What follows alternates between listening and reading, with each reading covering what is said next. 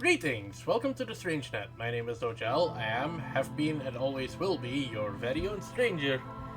And, well, let's continue where we left off yesterday, not having a fucking clue what to do next.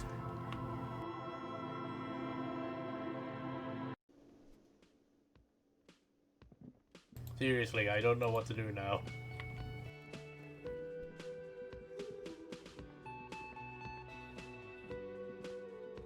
Hi again, Gendarme. Bye-bye, Gendarme.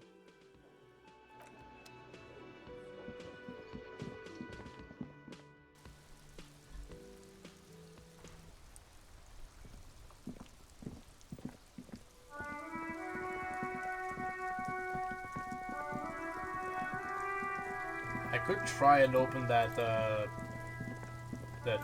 ice cream maker, but that seems like the kind of thing that would solve itself.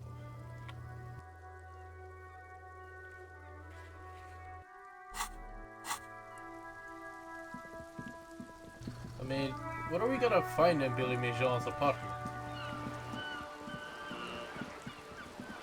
I mean, I guess the game tells me I need to go there, so I need to go there.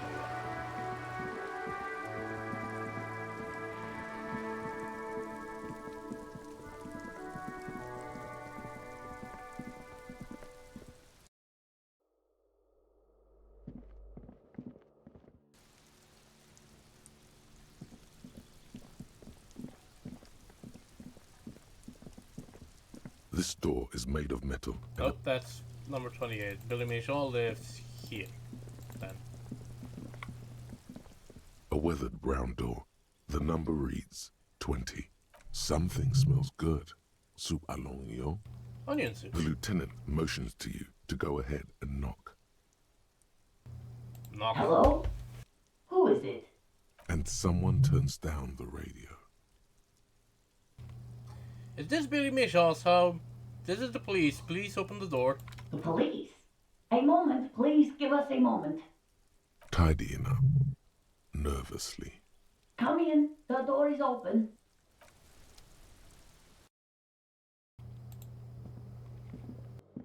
It's you from the book stand. Ah, of course. I don't think I introduced myself properly. I'm Billy. Would you like something to drink? Tea? Lemonade? We're out of coffee. The lieutenant has taken off his foggy glasses and is busy cleaning them in his handkerchief for now. You're on your own here. Condensation from stepping inside. Thanks, but I'm alright. Is this about Victor, my husband? Is he in some kind of trouble again? I can come pick him up in the station if that's what. No, this is something much worse. Is he in a hospital? How bad is it? How about some small talk before you break the news?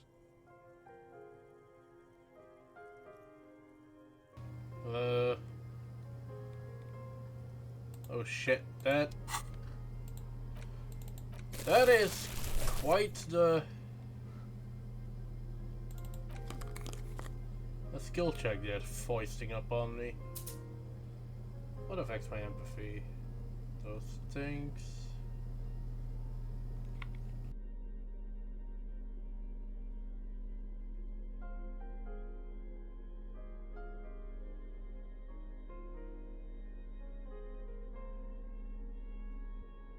I wish I could just click a skill and highlight what would affect it, but oh well.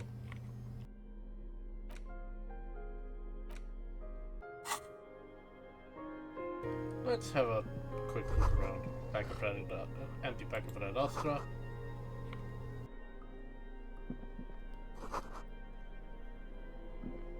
Humanitarian aid macaronis. Leftovers. Buckwheat and onions. Oh yeah, onion soup. Windows covered in oiled newspaper clippings. A height chart. Textbook. So a child's room.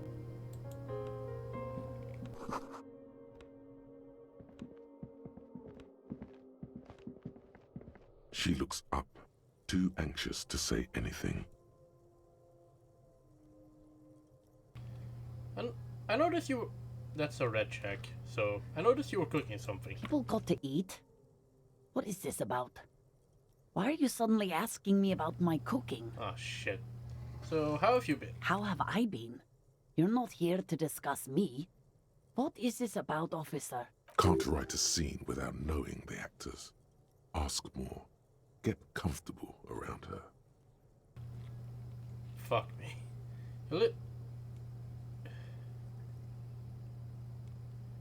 You live here with Victor, your husband, right? It's me, Victor, and the kids here. We have 2 daughters, Jenny and Jolie. How old are your daughters? Jolie is 16 and Jenny is turning 18 next month. And where is everyone? I don't see anyone home. The girls are staying at their friend's place tonight. And Victor is out. She swallows visibly. Out where? He has a problem with drinking. And so he disappears every now and then. He's probably in the parks drinking with his friends. I sent him to the library a few days ago, but I guess something came up.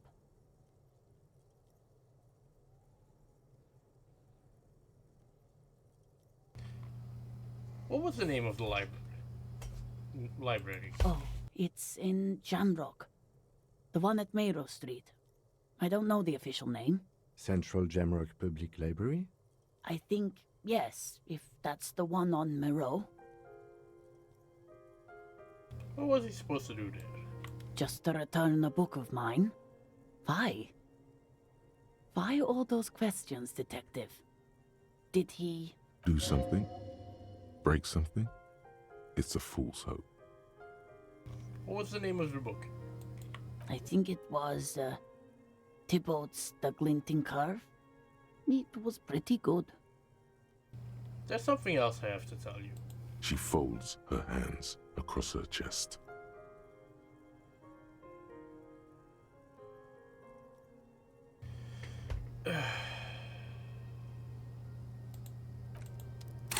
Fuck it, I have the skill points. 1 point counter. Oh, my authority is -1. Also, that is unreadable. Jesus Christ.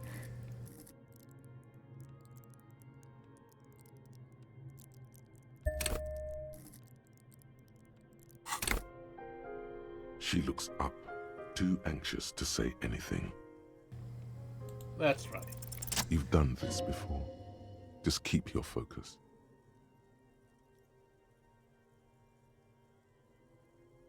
God, do I just say he's dead like that? Yes, that's the most important thing. Use that word. No euphemisms. This is what you came here for. Ma'am, I'm very sorry to say, but your husband, Victor Mijon, was found dead on the Martinez boardwalk. What did you say? Your husband, Victor Mijon, is dead. I'm very sorry for your loss, ma'am. Oh. Oh. But... he was just... But he was just here. Alive. We understand this comes as a huge shock. I want you to know that me and my partner are here for you if you have any questions. Take your time, ma'am. What happened to him? It's still early to say, but at first glance it seems like he slipped and hit his head.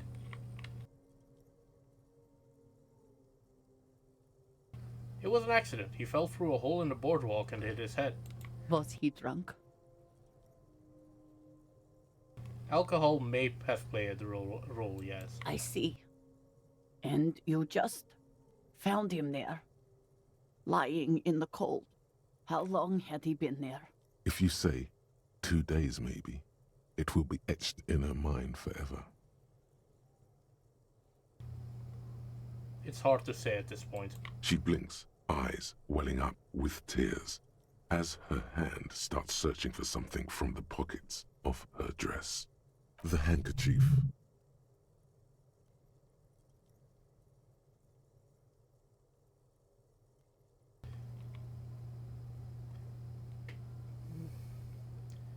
Just give her the handkerchief. A small, terrified smile quivers on her face as she takes the handkerchief and wipes away the tears. She looks disoriented. Is there anyone we could call for you? A friend, a family member, someone who could be here for you? No, no. I just need to tell my girls. God, should I call them? Should I tell them to come home? No. A day. No, take a day to recover. You'll be better prepared when they come home tomorrow. Good. That's probably the right thing. Thank you. Just tell me, what do I need to do next? Where is he? Can I see him? We've taken him to the city morgue. The local coroner will be contacting you shortly to arrange the funeral. Here's his number in case you want to contact him earlier. A very good call. Is there anything else that the RCM could do for you? No, I'll call you if something comes up. I'm still... Thank you. Thank you for telling me. I'll call if... Again, I'm very sorry, ma'am. We should step outside and talk. Okay. Leave the card.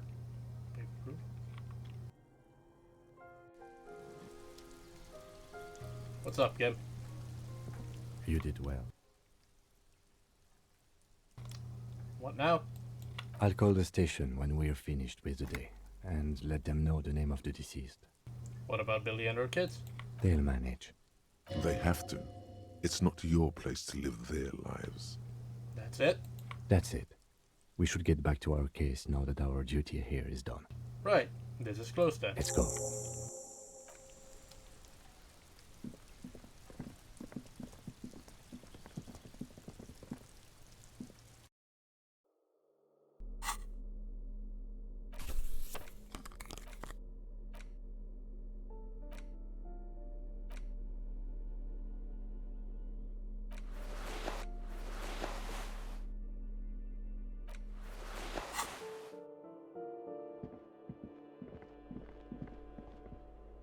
Can I discuss Yes? anything with Kim?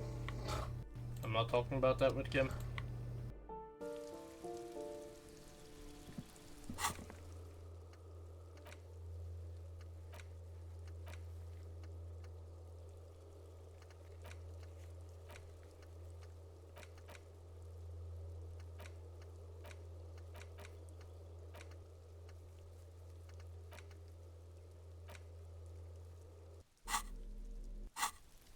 So I don't know who to ask at this point about the meaning. I mean, aside from someone who would be well traveled then at that point. I should have beat up those kids while Kim was away. Oh well.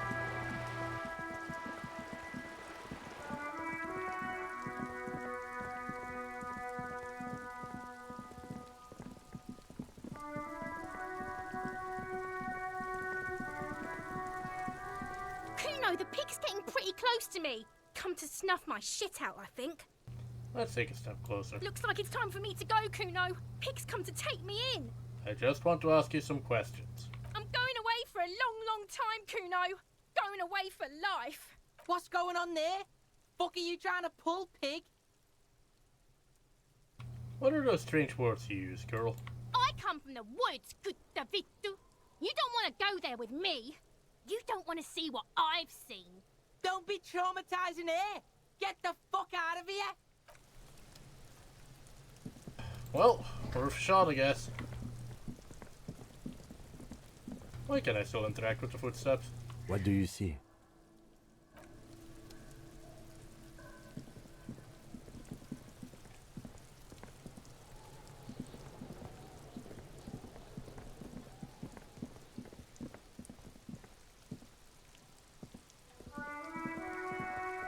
The tracks are as they have ever been. A bit more worn, perhaps. Fortunately, the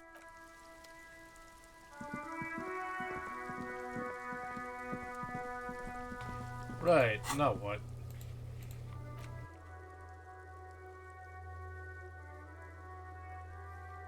Who is Tommy Lahome again?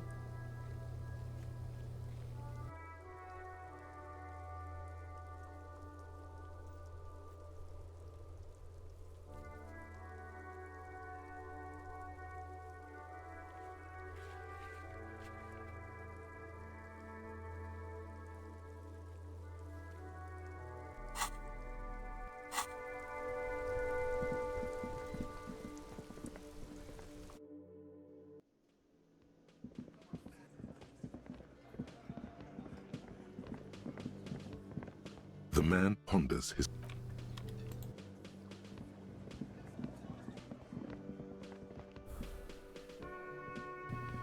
I need to deal with these assholes. Again? I can't believe this shit. I got some questions for you. I'm a cop. About what? You don't look like a cop. You know what you look like? Like a sack of shit. Exactly. Now, will you answer some questions for me? No. Why not? 'Cause it's not my job. Why don't you go and fucking do yours and solve this damn hanging?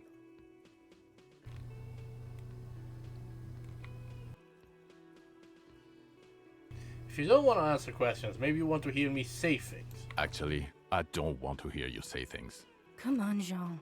Okay, say things. I want to hear you say things. Suddenly, out of nowhere, case-related things start popping up in your head. Okay, I'm doing this investigation and it turns out he was shot and hanged. You think he was hanged as a cover-up? To hide the shooting? Basically, yes. Okay, well, Hey, why am I telling you this? I don't know. Why are you? Oh my god, there's more. You want something more? What is it? Let's talk about him again. Okay, why not? You think he was hanged as a... I don't know. Oh my god, there's more. You want something more? What is it? What is up with these two? I mean, they're wearing RCM, but... Yes?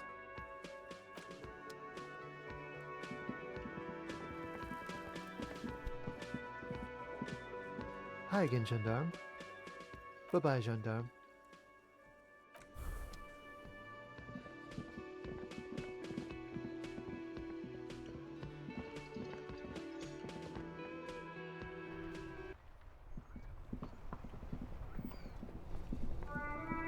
Are you Tommy Lohom? Stuck in the rain in a traffic jam, man.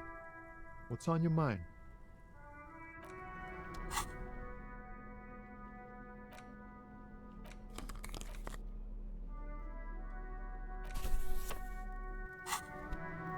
Still here.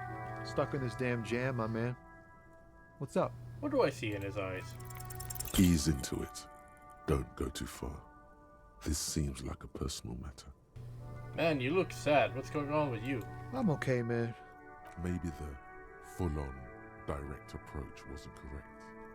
Damn, it's tricky business looking into someone's eyes. Well, worth a shot. Let's go find out what's wrong with Kuno.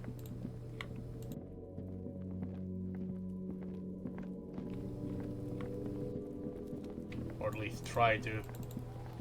What's up, motherfucker? Kuno saw you wield that can. Sweet graffito action, pig. Kuno likes that delinquent shit. Yeah? You like art, Kuno? Fuck no, art shit.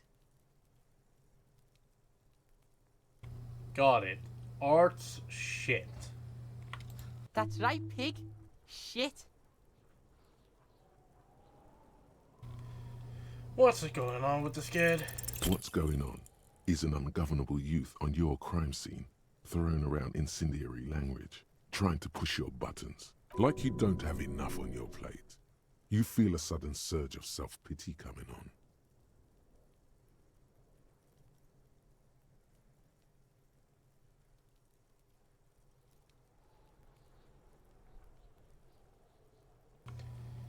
Kuno, listen, I know this boundary pushing thing is new to you, but it's old news for us Get your grown-ups. snout out of Kuno's ass. Kuno knows how hard Kuno pushes it. Kuno pushes it hard level. You should give up, Popo, or the Kun will keep fucking it out of you. You okay, Kuno? She looks worried. The Kun has her confused. That went wrong. He took it as a compliment. Then he had a minor seizure. Kuno doesn't fuck. Anything else Kuno has to I'll tell die me? before I squeal, pig.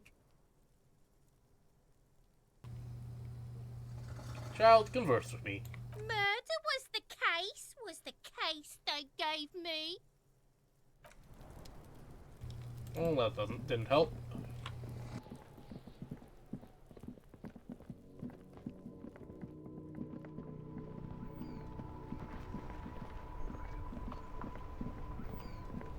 And there's these two assholes. Well, let's phone the Inside, precinct. you see a set of steering levers, a radio microphone, a pull-out toolbox, and the soft glow of the fuel preheater gauge. How does a steering lever work? You know what? Never mind. This Pull is out the Precinct radio. 57. How may I assist you?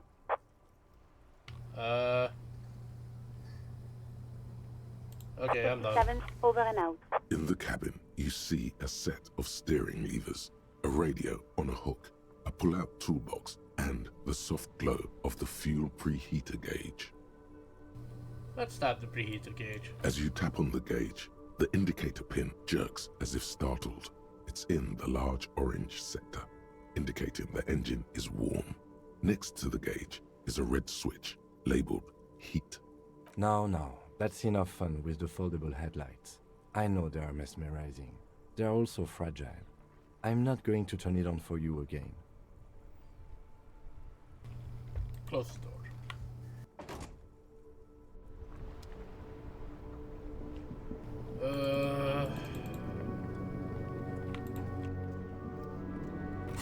Now what?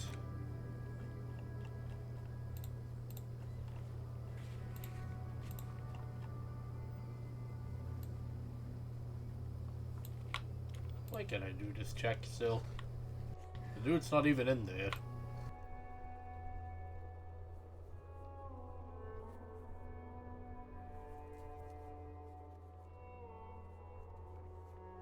That's for asking George for money. These are things I don't need to do. That I don't need to do. Are there two volitions?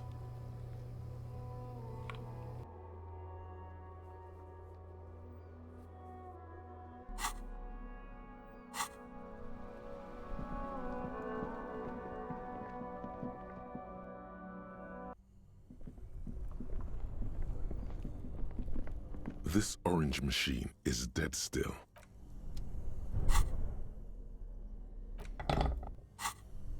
This orange machine is dead still. It has a hand-cranked ice cream churner and an electric freezer. The ice...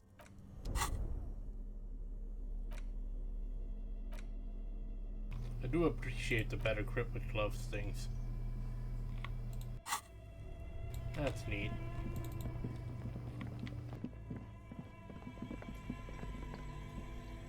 The bear's eyes are still glowing. I was thinking that that corpse isn't in there anymore. That it wouldn't help.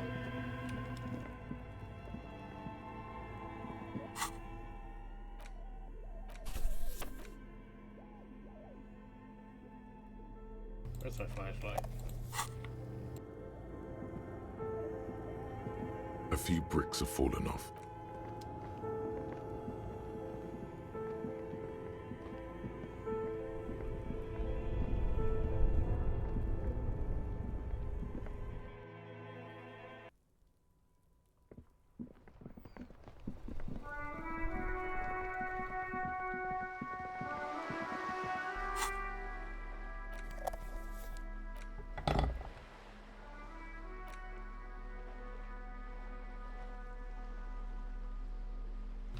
None of this stuff helps with authority, does it? Somehow I'm not surprised.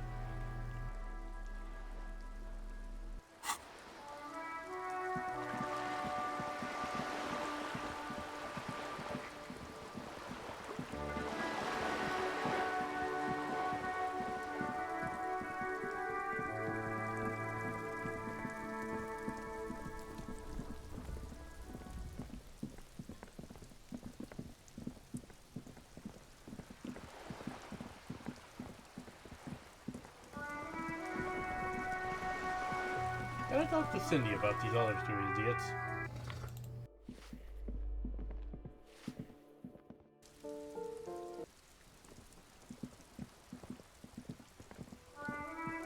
Hello again, officers. Have you come to admire my mural? Those two send their best. I don't believe it. I've never known those boys to have manners. The bemusement in her voice doesn't fully mask genuine tenderness. They seem to hold you in high esteem. There'll never be skulls, but their hearts are in the right place. Got it. Enough of that then. Thank you for passing on the message. Now run along, Piggy. Catch you later, Cindy.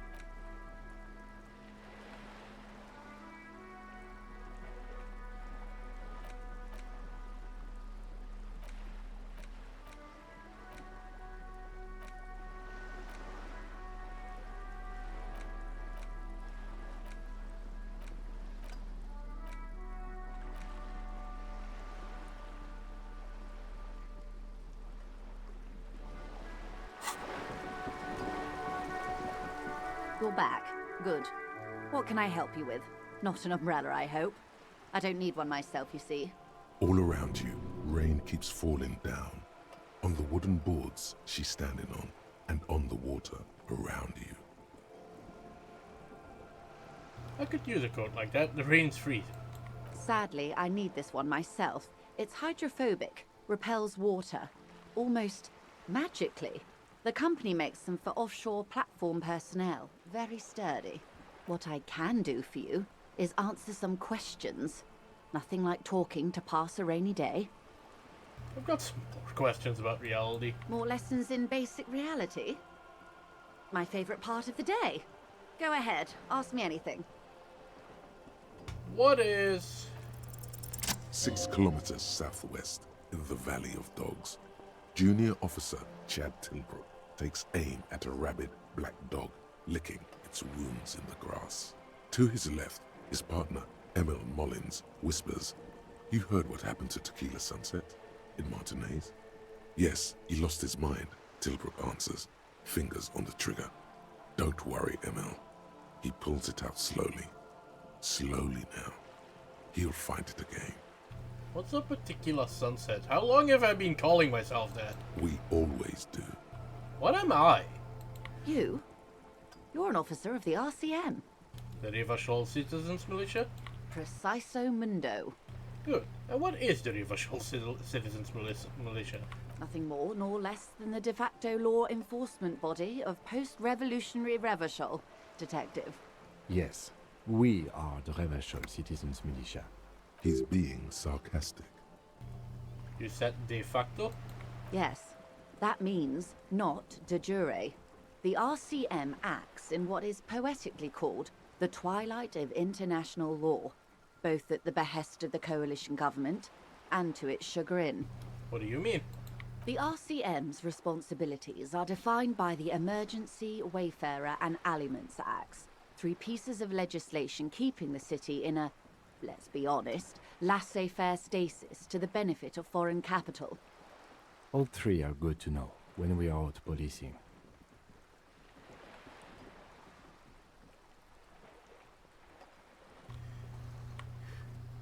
Emergency Wayfarer.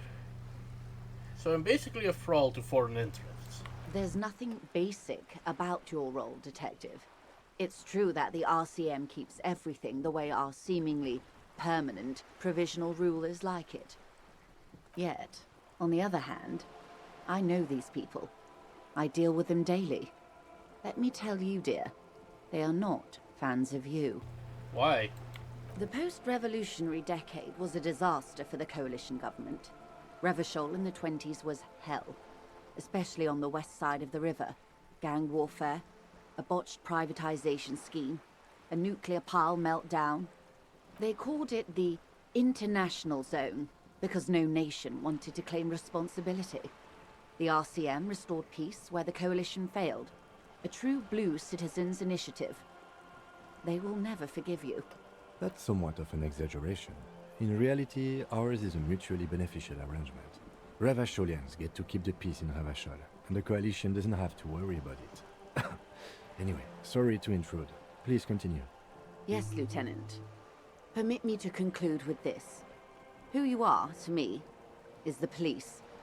The only legitimate law enforcement authority in Revachol. Thank you, ma'am. And if those authorities drink so hard they need help recalling the basic terms of reality, well, I'm here to help. That's all for now. Glad to have been of assistance. The little that I know. Anything else? Thank you, that's all for now. Who here would know about it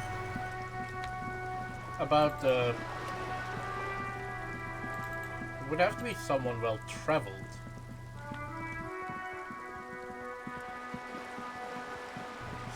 About the port studies. What happens if I look at the photo again?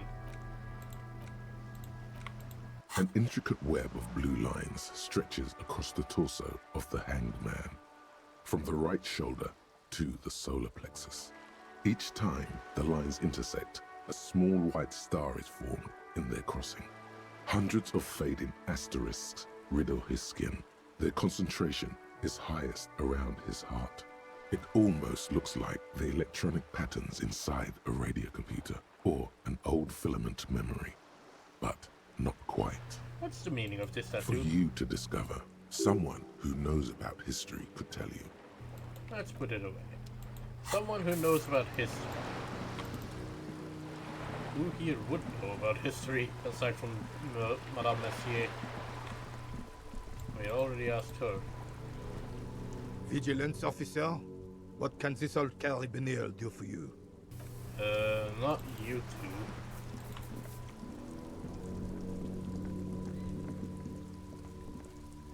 Wonder if the child has anything to say. Hello, sir. How is the investigation going? Found any curses yet? It's going fine, I think. That's very good to hear. You'll get to the bottom of this in no time, just like a detective in the stories. Okay, bye. See you around the net.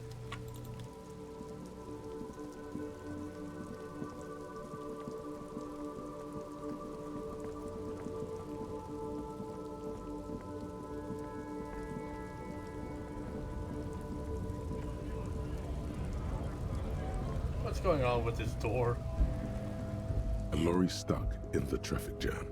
This big, heavy Grad-made machine is well kept for such an old machine. Let's look in the window. The windows are clear. They've been recently washed. You can see a lorryman's cabin with personal belongings, stickers, insignia. Why does this lorry look more like a front from a locomotive? Fumes of heavy fuel oil waft over you, making your eyes sting. The odor mixes with cigarette residue. What kind of stickers and insignia? The driver has adorned his space with a substantial collection of peculiar paraphernalia.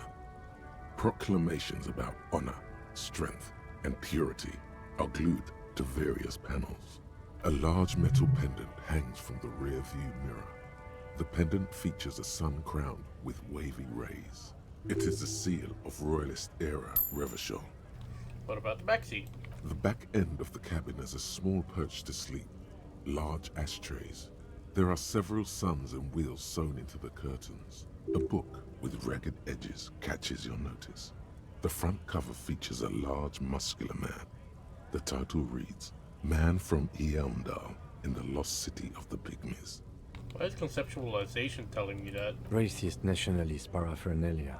Not unusual in this part of town. This is our guy. You think this lorry belongs to our tough guy? Likely, yes. This guy's proud of who he is. Drapes it all over his machine.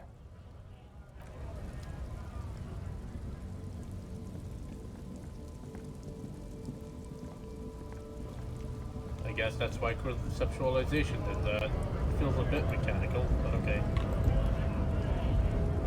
Mariana, have anything interesting to say? All I'm wondering, man. Guess not.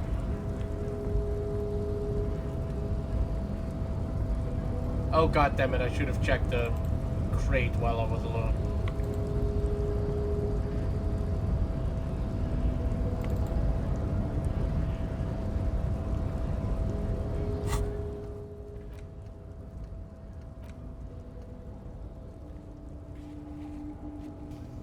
need to establish authority over the Hardy Boys again? Find booze, track down my gun. Look for the caller. I mean, we already called Sylvie. And I don't really want to call her again.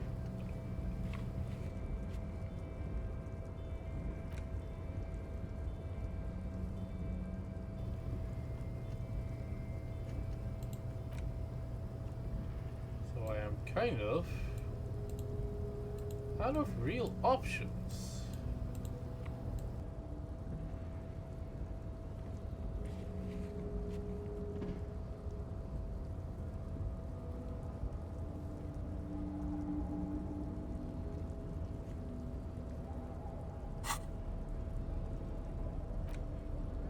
Which is a bit weird.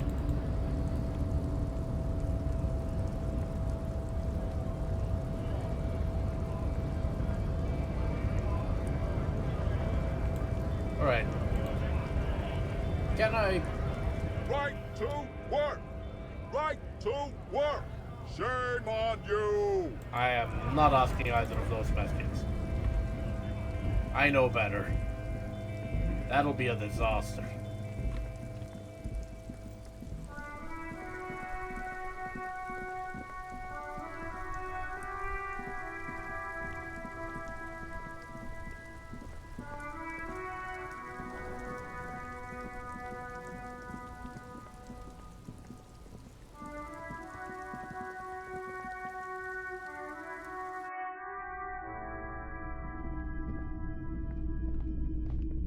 Hello again.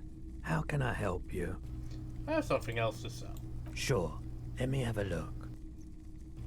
I'd like to sell my clothes. I'm not purchasing any more clothing at the moment. And certainly not expensive armor that's liable to bring mercenaries to my doorstep. Thank you. I'll check my pockets. Anything else you're thinking of selling? Not selling the pen, but the postcards can go. That can go. I'm not selling the gun. That gun's probably important. I'm not pawning that either. Let's go with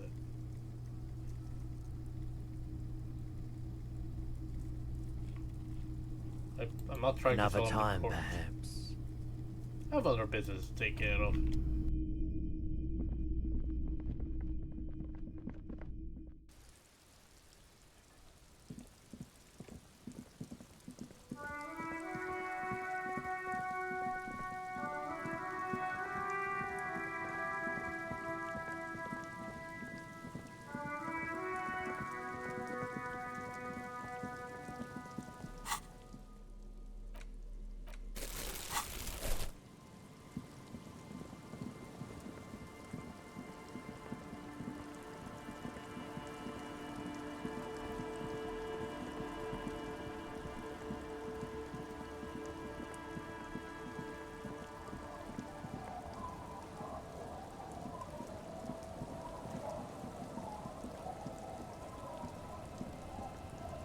The waves are beginning to die down.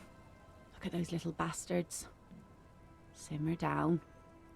Simmer down, bastards. Why does she care about the waves so much? What is it with you and those waves? What is it with waves and fishermen? We need to be out there with them, fishing, making a living. So I asked them to accommodate me. But until that happens, I can try to assist you the best I can. So, what will it be, officer? I'm looking for someone else, actually. Oh? Who? Never Well, mind. how can I assist you then, officer? I'm not asking you about that.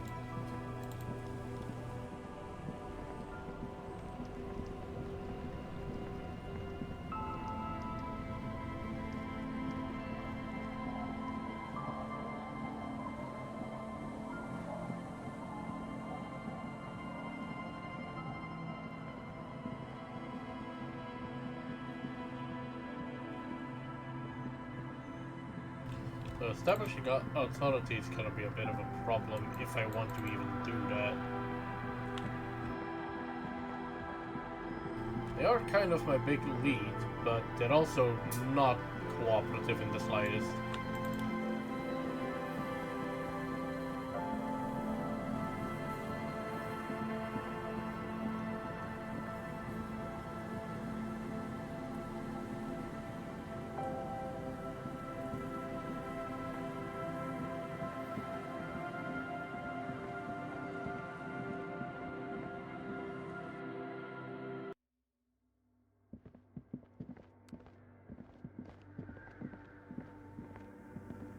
Yes, what is it?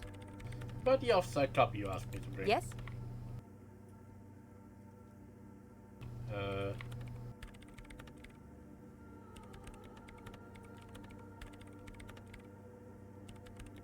Found I couldn't get the ice cream maker open. This is getting ridiculous. Can't you just defrost it? Or, I don't know. There's a solution, but she doesn't want to hand it over to you yet. It's a thing. Something she holds dear. None of that helped. Thanks.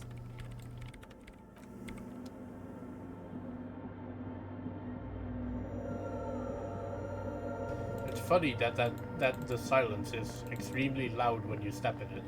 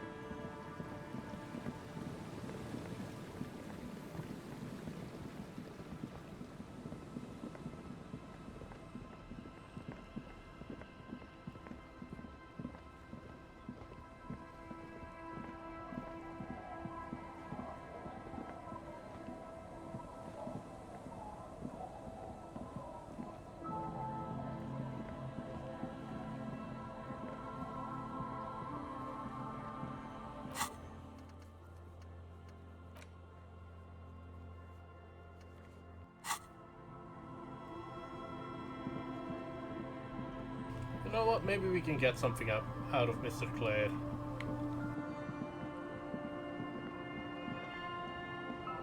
We haven't spoken to him in a while.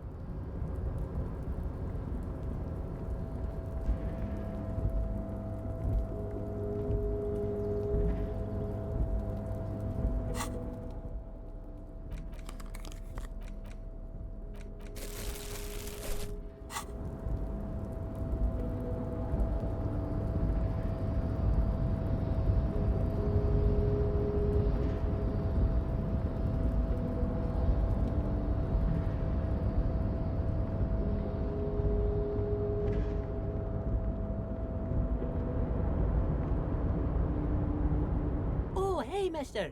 I'm not gonna bother you with a long greeting, just like we talked about before. I know you're probably a busy man being an important police officer and all, and personally, I think the more people keeping the peace, the better. Alright, thanks, Leo. That was helpful.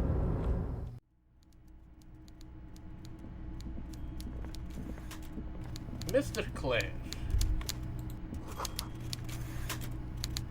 That's not a fishing rod, is it? I can't see the fishing rod. Oh. Why is there a fishing rod? Thank you, Perception. I should Mr. Dubois, I hear the meeting with Titus was a glowing success. That's such a relief. Titus can be a handful sometimes. Now, what can Everard Clare do for you today?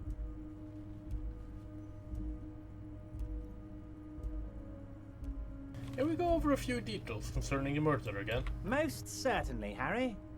Nothing brightens my day like brainstorming these things with you. I don't know if I want to tell him about that. Yeah, let's change the By all subject. means, Harry. What's on your mind?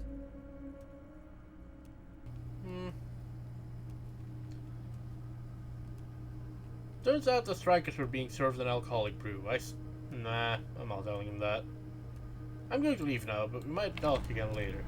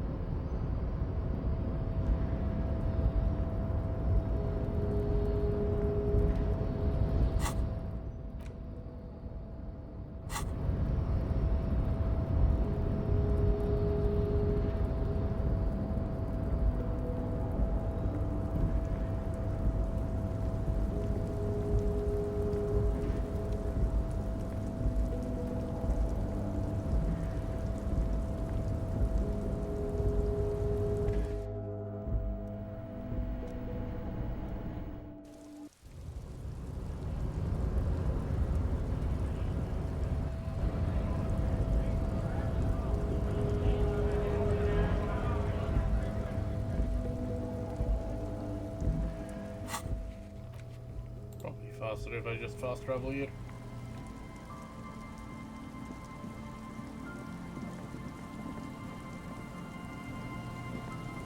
Let's see if we can do something with that corpse now.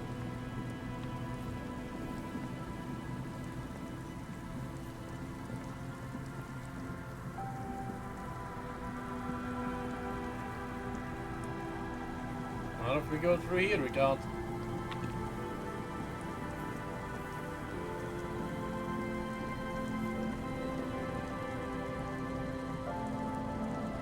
Oh, it's actually been removed. Gotcha.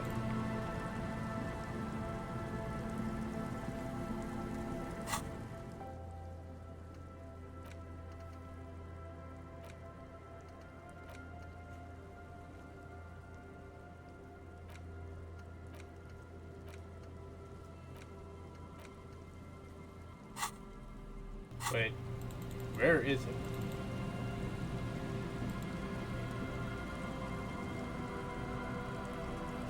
Yes?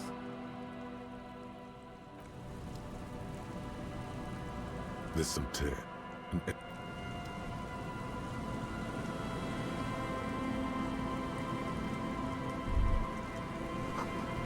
Long way down to your death from here, at least 20 meters.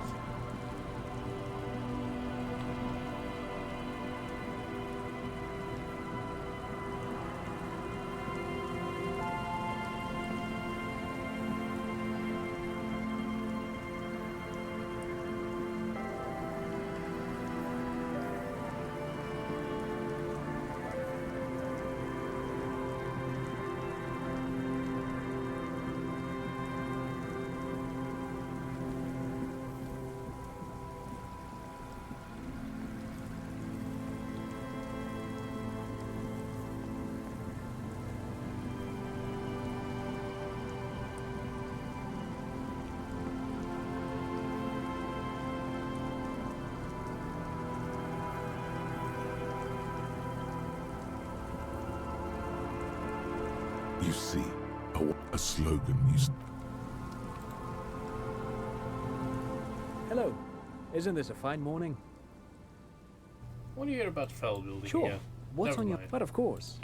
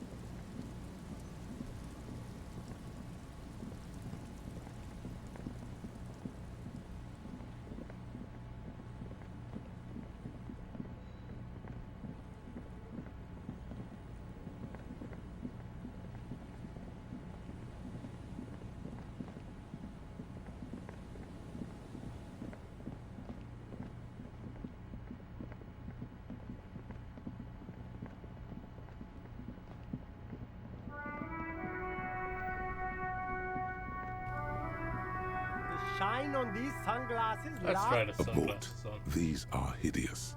What's more, Damn, officer! You look like a mega secret spy! it's going to be very difficult for anyone. No, you are definitely not buying those. You're right. I'm too sensible Are you for sure? those. But they look so good on you! You should think this through, officer. That's rubbish to report. These are all boring.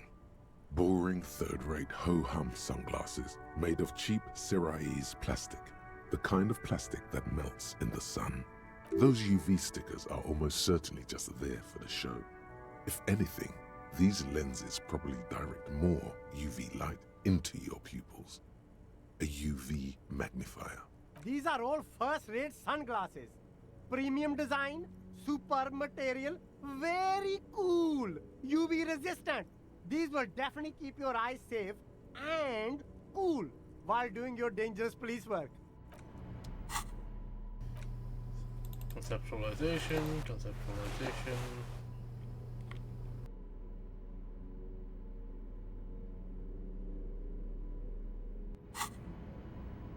The shine on these sunglasses lasts a lifetime, officer. 100% guaranteed. Let's try again.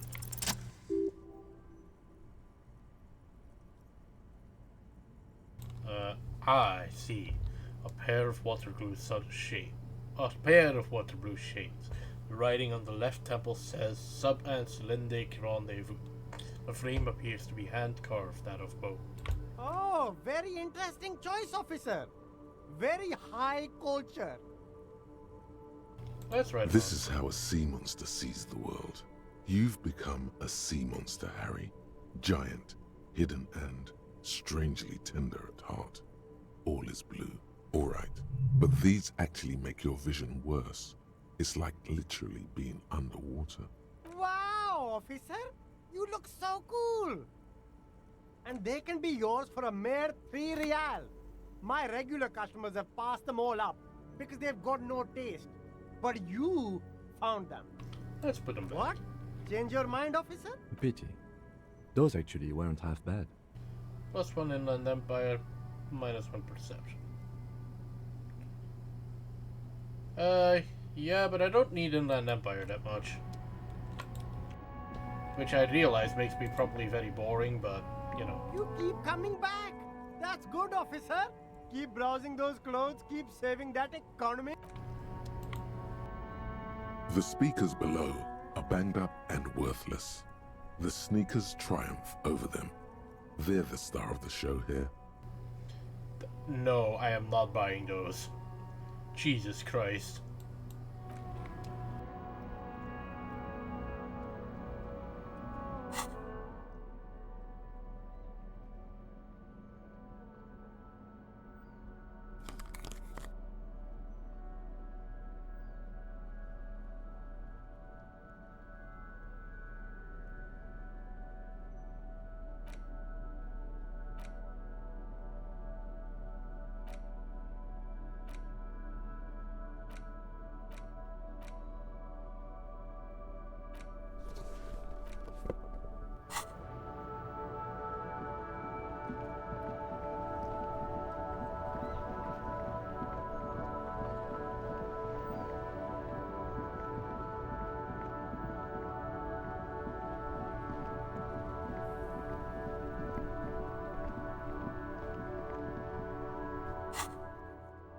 So the main things that can help me move some things forward are physical instrument. You know what? Fuck it, why not?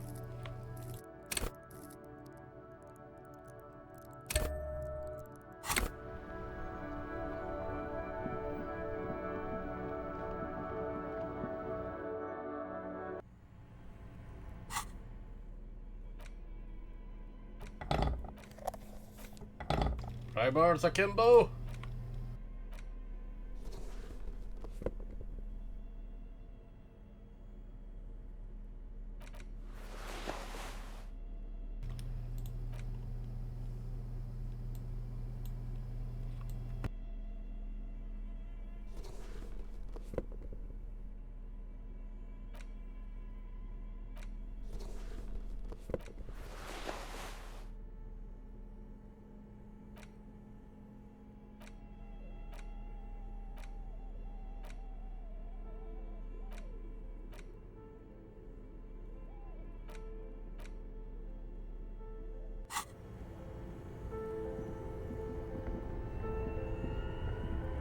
Let's try this again.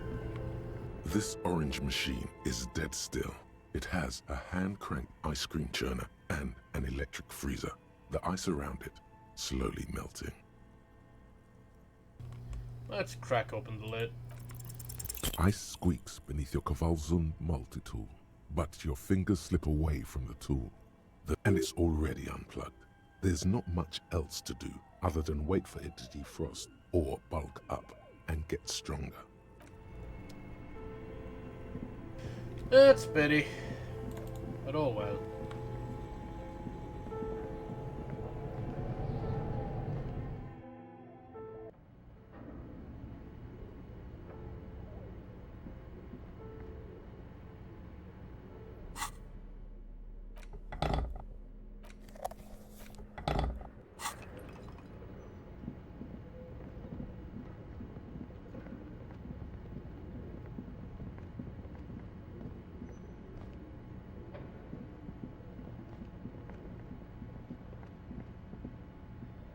The barbell waits patiently on the floor, like a dog for its master.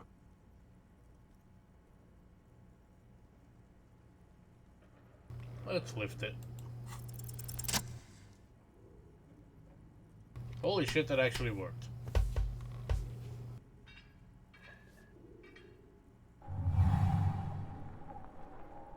Conjuring up an inhuman amount of strength, you raise the barbell up in the air. Your biceps tremble, but you're a savage. This is a children's game. Say nothing. Oh yeah.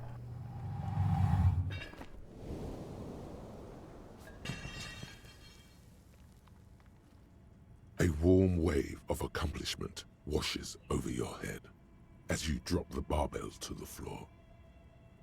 For a moment, it feels like you're strong enough to succeed at anything you ever set your mind to. Good technique. Look, Kev, it's a trap. There are no collars on the barbell. You're right. The weight may fall off. Better not touch it then. What kind of bastard would just remove the collars? It should be a felony.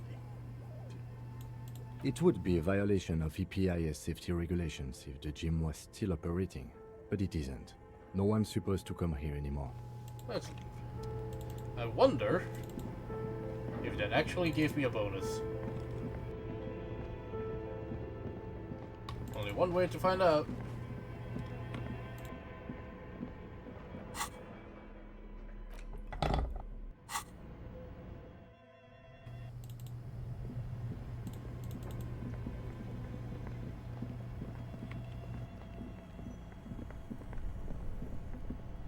This orange machine is dead Nope. still. Worth a shot.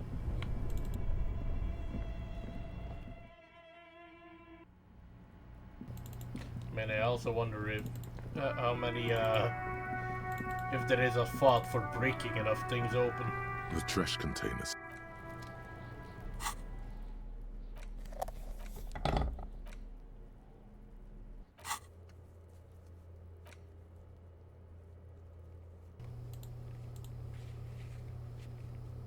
No, no, not really.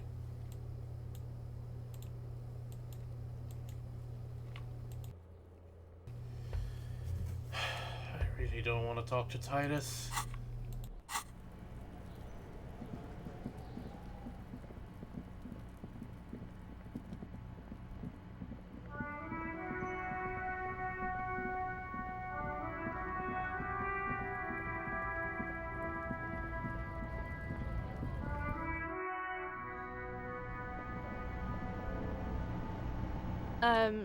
Is this... How much is that? You see several packaged raincoats fill a low shelf beneath a display of croissants and juice bottles. The raincoats are transparent, except for the big Fritta slogan on the back. None of that helps.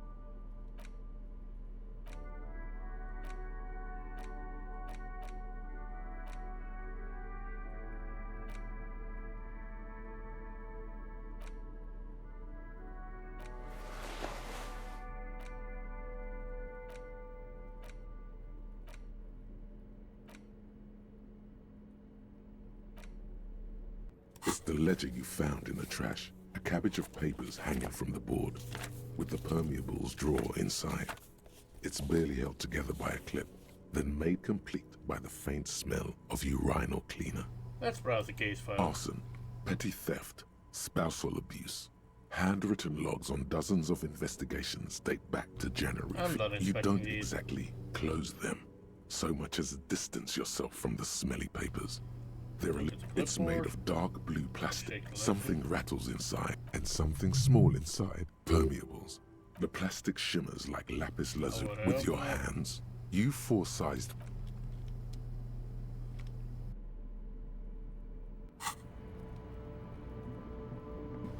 Oh no, that's particularly helpful.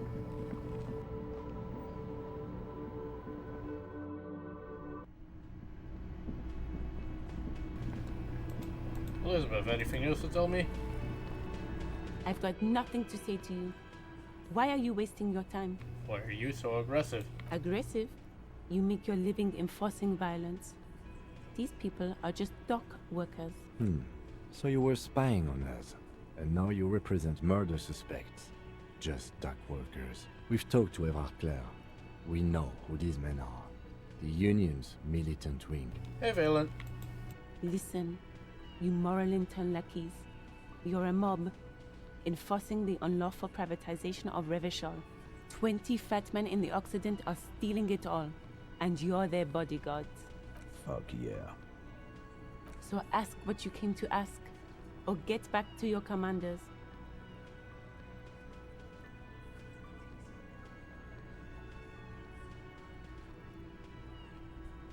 Yeah, let's do that. Let's. I'm not here to start shit. Looks like the circus left town, but the clowns are still here.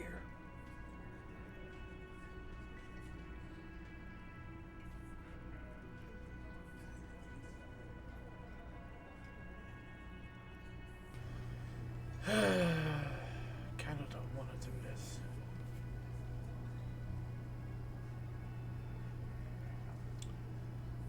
One and 6. Not great odds. What's the worst that can happen? What happens if I fail? Fuck it. Let's rip. Establish authority. Yes. Authority.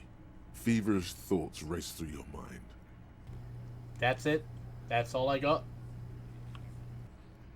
Did you already try the gun thing? I hear the gun thing is excellent and has great results. You're probably right. The others are only there for filler, to make the gun thing pop.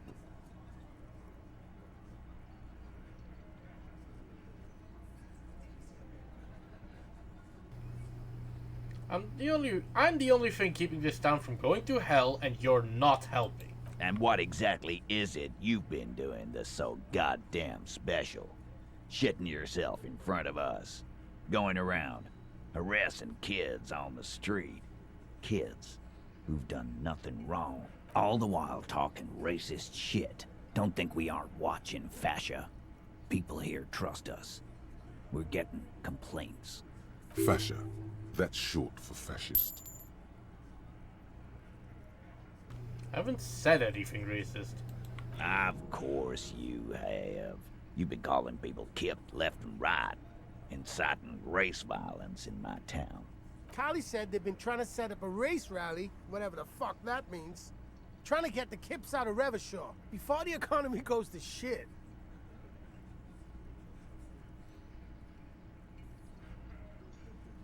That's a lie. There is no race Sure there is.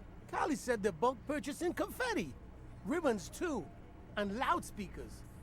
And fireworks. Kali works at the carnival shop, you see? Yeah, I know better than to pull a gun randomly. Get the fuck out of here, you racist carny. There'll be no race rally in my town. What happened? We got absolutely wiped. Let's go before it gets worse. What's going on? Are you racist now? Is the rally real? Please don't set up any rally. It will make... There is no rally, come on. Just ask questions. You need to put this race rally garbage in the rearview mirror. I talked to Joyce. The merc you hanged, his friends are coming for you. Yeah. By friends, you mean his squad mates from Crenell. Wouldn't want to beat up his grandma. Yes, they are forming some kind of tribunal and they're coming for you. This is what happens if you take the law into your own hands. Other people start doing it too. Let them come. The Hardy Boys are right fucking here. You heard the man. Right here. We're armed. We got the whole district behind us. And Glenn. Glenn is fucking crazy. Yeah. A well-oiled murder machine.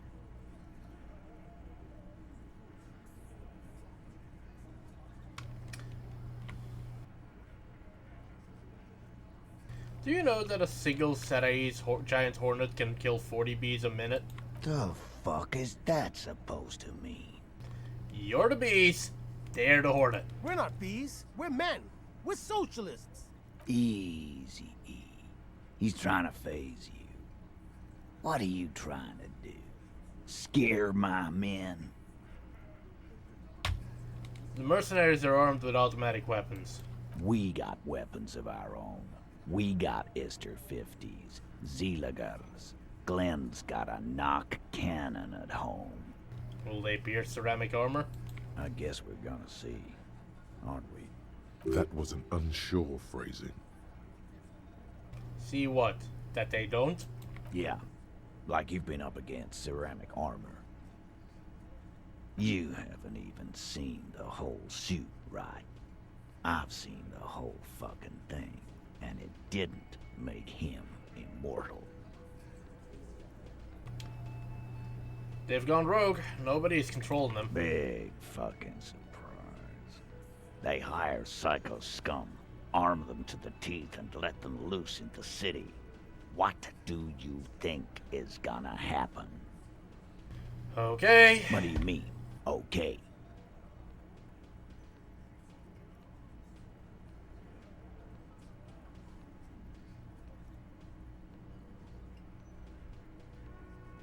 I mean, okay, they're gonna wipe you the fuck out, Titus. No, they won't. Get out of here with your negative energy. All he means is that the situation is serious. No wonder you cops get shot to shit every day. Can't go to war with an attitude like that. Alright, let's try this again. As you look around this room full of sweaty men, swearing, drinking, spitting out tobacco, does this look familiar? Where have I seen this before? You believe the place was called Precinct 41.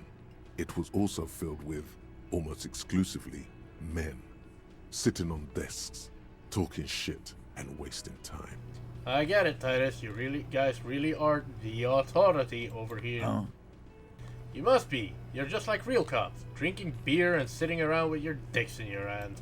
You got a problem with beer now? Not quite there yet. Push on.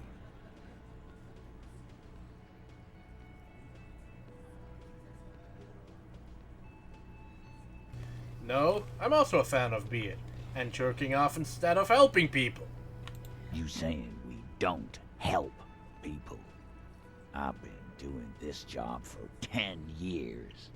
Martinez was a dump before we put this outfit together. They don't know, man. They weren't here. We had 3 shootings a week, kids dead, fucking graffito everywhere. You cops haven't shown up since the 30s. Congratulations on the graffito removal. All I see is you sitting around talking about Monica's titties while there's a rape victim.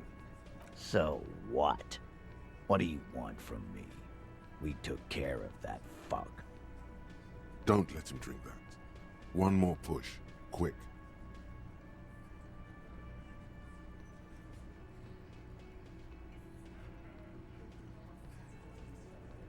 I've asked this before. Why are you hiding the victim? Titus is hiding nothing. Titus? You want to talk to her? Fine, talk to her. I got nothing to hide. Everybody has something to hide. He certainly does. So long as you treat her with respect. No questioning, no harassing, or you got the freight train of pain heading your way. You understand? What is her name? Glacia. I'm on due. She's staying here at the Whirling in Rags. A real pretty one. silvery jumpsuit belonged. That's Amonju with an O-U. Weird name for someone with Dutch lineage, but okay. Shit. The girl upstairs? That can't be her. She knows you drank so hard you forgot you were a cop. That's not gonna help. Miss Oranje disco dancer? Sure, why not? You've probably seen her around. Klasje Amandu. Cool. You inexplicably add cool after the victim's name, with your eyes bulging like some wild beast. Your fingers are fidgeting and sweat starts forming on your brow as Titus looks at you oddly. I don't understand what's so cool here. Nothing. We just have a few more questions. Then we'll be on our way. Calm. Normal. Try to forget this little hiccup.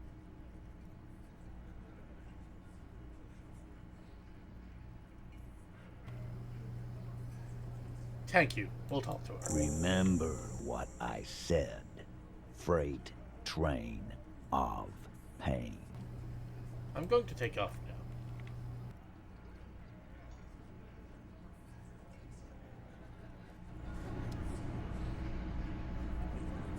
Behind the dockworkers, a ceiling height window.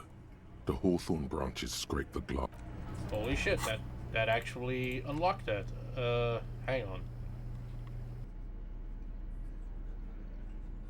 What else here in perception?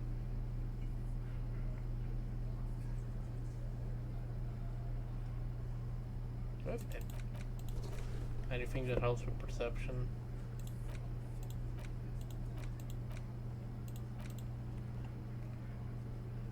And nothing taken away. Behind the dockworkers, a ceiling height window. The hawthorn branches scrape the glass like bony fingers. Look out the window. Nothing, as always. Yes, the nest of a common house sparrow. Passa domesticus. I'm gonna try that again. Honestly, just because. Kinda want my perception to be high anyway. Behind the dockworkers, a ceiling height with there's a yellow ribbon tied to one of the branches.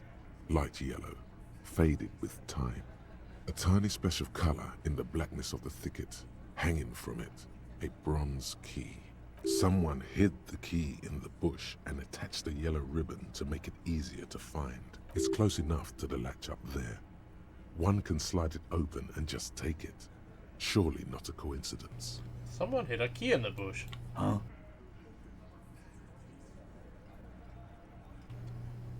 Can you let me slide? Titus, can you hand the key to me, please? I'm not your janitor, cop. I don't even know what you're talking about. There's nothing there. If he says it's there, it's there. Yeah, let me slide by so I can grab the thing. I don't know about that. I'm comfortable here. Don't think any sliding would really help right now. Sorry, fucko. Looks like you're gonna have to go bush diving. Good fucking luck with that. The hawthorn's got a bitch of a bite. I'm gonna enjoy the sight of you in the bushes out there. With a loud thud, the old man stands up, pushes the window open, grabs the key from the hawthorn branch, and slides it across the table. Thank you. Thank you, Theo. The key is brass. Workshop spare is etched into its bow. The old man closes the window and sits back down in silence. Come on, man. We were just having some fun. Where's the harm in? I'm tired of listening to your shit. Thank you. Don't thank me. I don't give two shits about your key. Does anyone know why this key was hanging right outside the Union box window? Didn't even know it was there.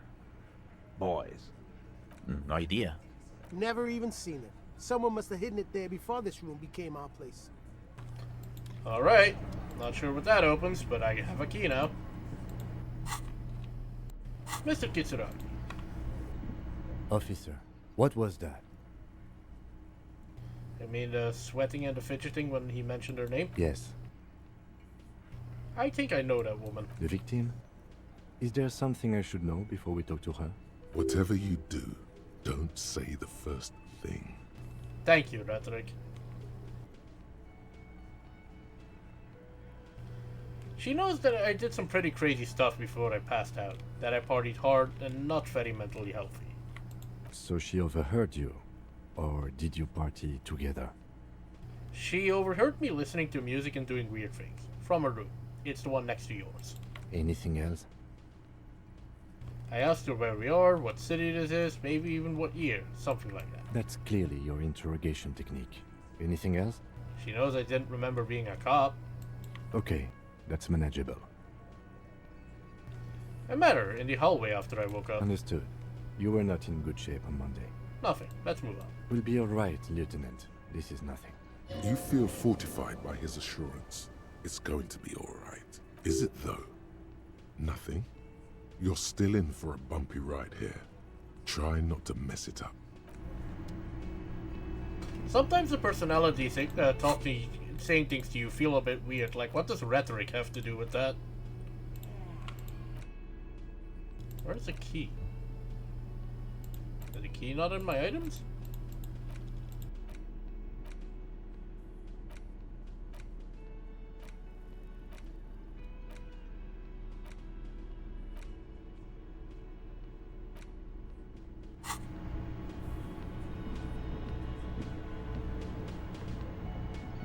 You see a heavy steel door with a prominent dimple lock.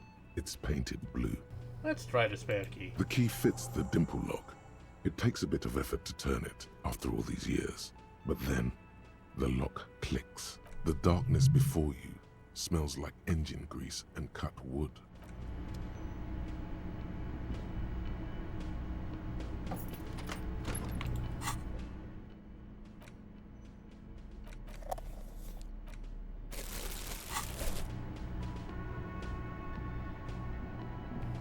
What is down here? Pinball says Franco-Nigerian, team is horses and swords. White Deora. NB is spare key is NB is spare key is tied to the bush. I see. Over there, in the corner. The pinball machine? Not just any pinball machine. This is the pinnacle of pinball. Cornelius Gordy and the Mountain Goats. It's lit. You can't wait to get your hands on it. No, I'm out. All these mesmerizing machines, just waiting to be plugged back in and played. Let's run my finger across the dust. Feels like it might jump back to life any moment. The lights illuminating the white-robed woman. What's White Deora? Some kind of inane pinball theme. Probably related to Messina during the DeLorean age. The history themes are the worst. Deora was one of the 3 crown cities of the DeLorean era, on the Muindi Isola, the others being Ria Silvia and Advesperasket. This theme is all about early airships and beautiful, sad, pearl-laden women. It's quite nice, actually. Let's move on then. This small elevator is dimly lit by a bulb that's been glowing for ages. The latticed cage is open, inviting you to step inside. Let's look at. Smells of nougat and sweat. Your head brushes up against the ceiling. There is a control panel to your right, and just enough room for 2 people to fit in. The maintenance card under the control panel reads, Last maintenance, 10th July, 88. It says the last maintenance was in 88. That it does. I say, let's brave it. 88. This elevator was maintained a long time ago. At the end of the last century. Look on the bright side. If it fails, we will only sustain minor injuries. I'm talking 3, maybe 4 months in the hospital. Maximum 5. Damn, Kim! It appears his whole enthusiasm is sarcastic.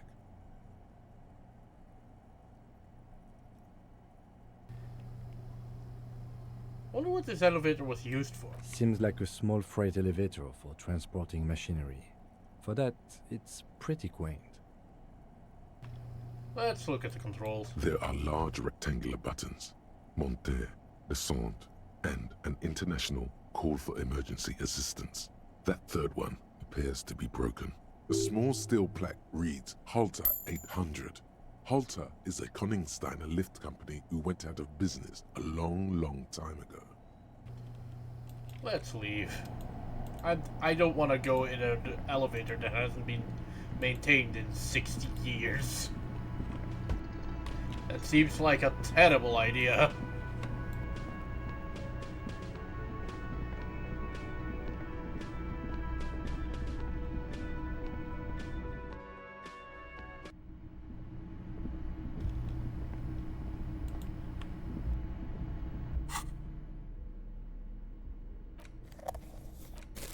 I should probably gear for empathy.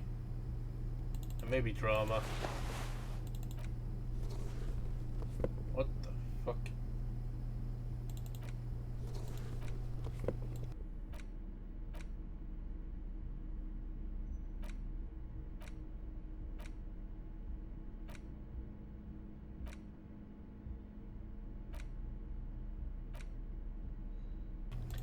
Composure might help too.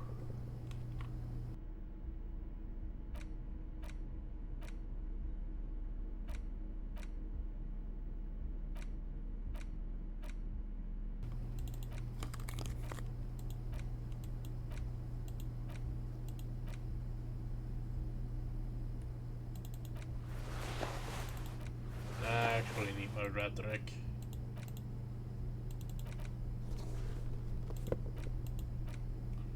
Let's go.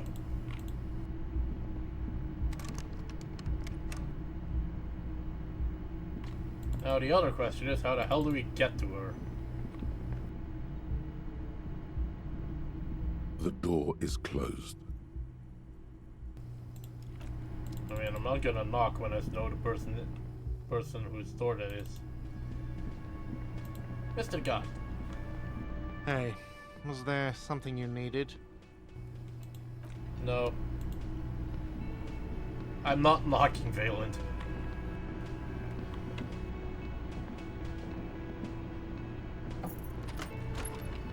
I'm guessing I have to use this thing after all. The elevator stands open, inviting you to step inside. Let's go up. Don't know how to set. Small windows taped shut with black plastic. Can't see outside. Boxes of tools and replacement parts line the shelves. Schematics for a pinball machine. Futurist theme. A pinball maker's coat. M. Knife locks blues.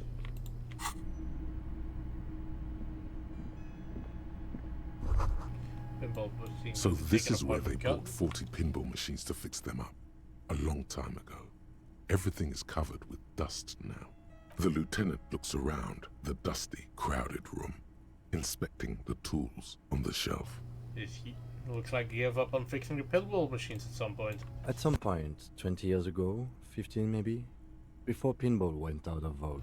This used to be a pinball workshop. Looks like it. I'm guessing Martinez North 22 used to be a pinball arcade before it became a hostel? There are machines left over. A creak. Some dust falls off a shelf. Downstairs in the hall, next to the main door. One of them even works. I've seen one of the artists bang away at it. Remember the dice maker? Then that means... Whirling in Rags was once the East Delta Pinball Arcade. This is all left over from that. Ah, yes, as the novelty dice makers said. This has absolutely nothing to do with the case, I'm sure. But I do like a nice little connection. But then it went bankrupt. Your skin crawls from making the connection.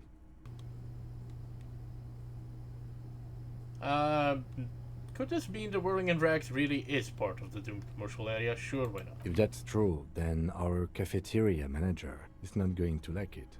We should tell him what we found up here, omitting that suspicion. He does not appear to be the kind of man who likes his establishment to be part of a neighborhood ghost story about bankruptcy. Hang on. Footsteps.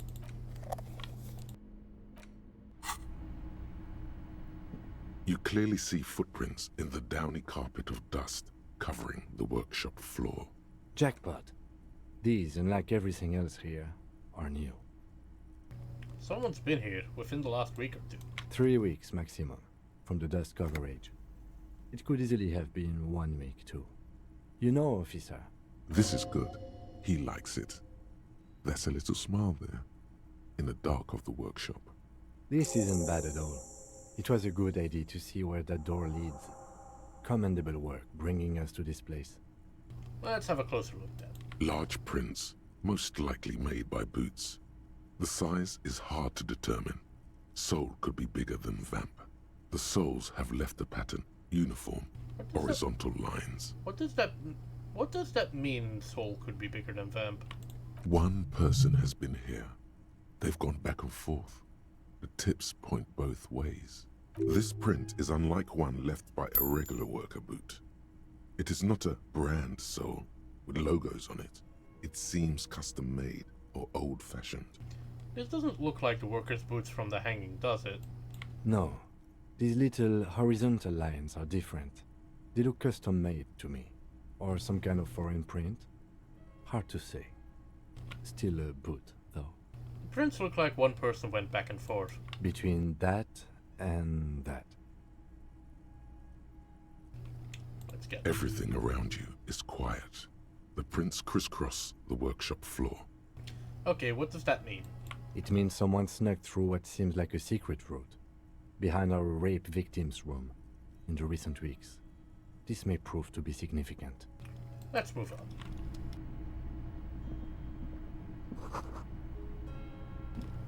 There's a tiny hole in the wall, you see a bed. The door is small but heavy looking. It's barred from the inside. So what's on the other side? Unless we've veered off into a folded M dimension, I'm expecting to step out on the roof. We could ask Class here about this route. See how she reacts? Folded M dimension. A reference to the popular science fiction series, In System. Look who's in a good mood suddenly, and reads science fiction. It's gonna be kind of weird to go through this route, but at the same time, I don't know how else to get to it. Let's unbar the door.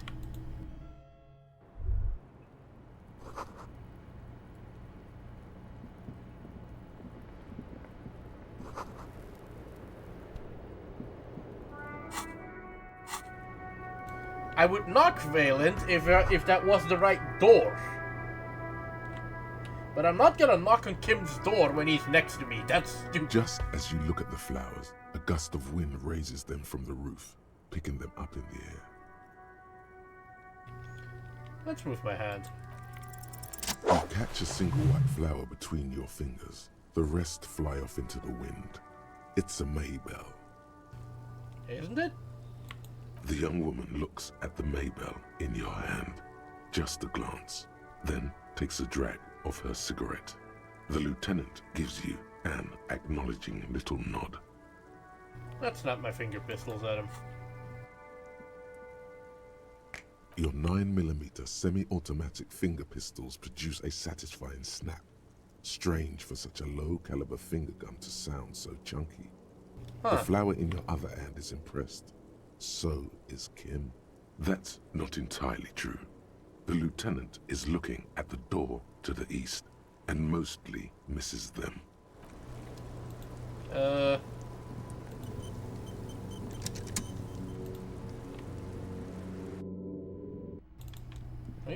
I wonder if I can still go back. This will be weird as hell, but... Why is the door back closed again? I mean, I guess it is only polite to close doors.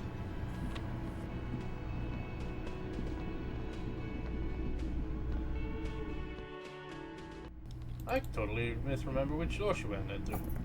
Oh, no, that's Kim's door. Wait. Huh.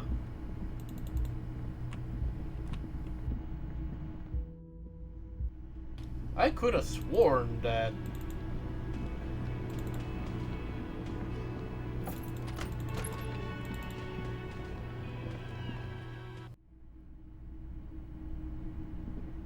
Oh well.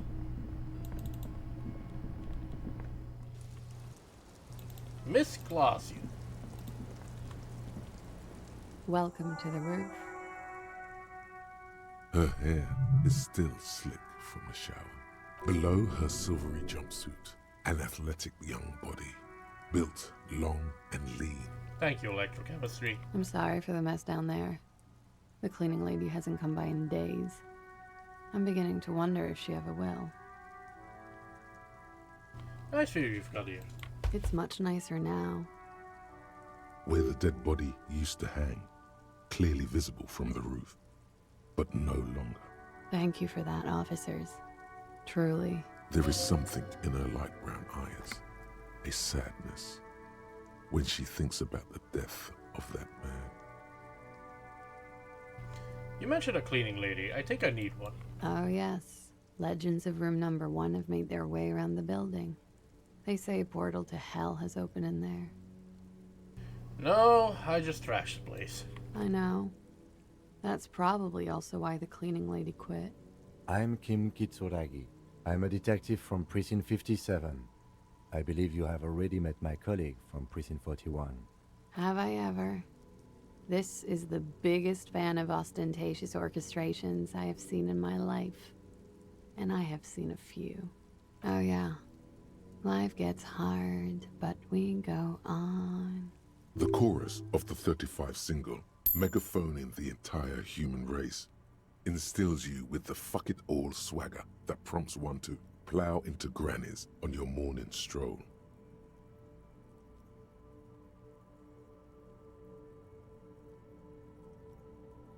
It's gotten pretty hard in the meantime, but I go. I can see that. I'm glad all this onward going has brought you to me. Miss, we are investigating the murder of the man down there. The people who put him there have asked us to talk to you. Huh. I see. What could she be thinking of? It's hard to say. Her shoulders are relaxed, her eyes on the cigarette. What is this wildflower? She looks at the dried petals in your palm, then lightly touches one with her fingernail.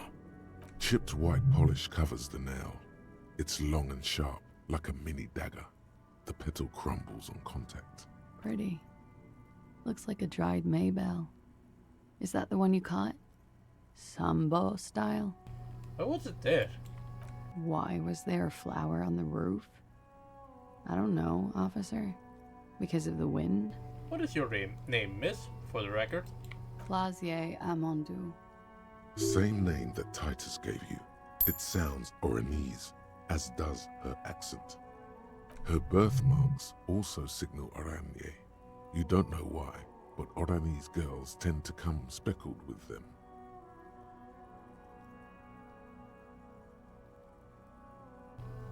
Could we take a look at your passport, please? I'm afraid you can't, officer. Why is that? Because it's buried in a sealed plastic bag at an undisclosed location on the coast, along with cash and airline tickets. Thank you for your candor. Why?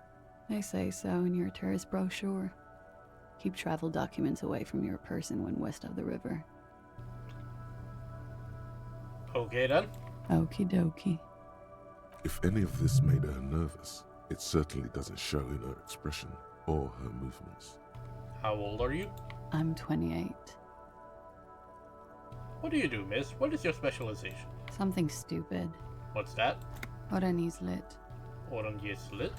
Oranese literature. It's what I studied at the university. Back to you. What is... I mean, it's literature from Oranje, that... Fuck it, let's ask. Fear of failure, fear of death, how it sucks to be Oranese. All national literatures are... Only the name of the nation changes. Oranese lit. What do you do with it? Nothing. I do nothing with it. Cool. It's not very cool, but what can you do? Thank you. That's it for the record. Are you from Oranje? Right, sir. Vredefort, Republic of Oranje. I guess you could say I am an Oranese expatriate. Thank you. That's it for the record. The record? So official. they tell us you were raped. It's a bit early in the morning for raped, isn't it? It's noon, but okay. She sounds positively buoyant, vivacious, totally unbothered. Actually, it's already afternoon. Is it? It is afternoon. Time flies, man. So, were you? Yeah. I'm gonna go with not raped. I don't want to say that shit about him. Wait, what? By him, she must mean the victim. Tell them it's not my style. They'll have to, you know, if they want to jazz up the charges, they'll have to get someone more, rapeable. The fuck? It's all very organic. Her mannerisms, her movements. If she's acting, she's quite gifted. By they, she means the Hardy Boys. Are you saying that you were asked to tell us you were assaulted? Not explicitly, but I understood what they meant. It wouldn't hurt to spice things up a bit. Some assault and battery. Sexual assault, maybe. It was clear the latter would be spicier. Titus asked us to spice things up for you. Asked you to spice things up for us? Pretty much. Warming them. What did happen between you and the victim then? We partied. I don't get it. What do you mean you partied? We drank, sir. A lot.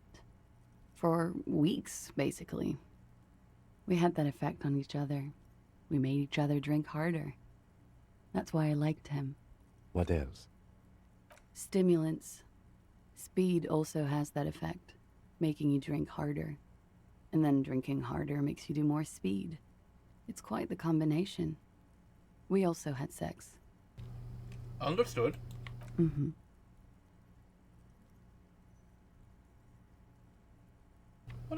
What can you tell me about him? Name, eyes, age?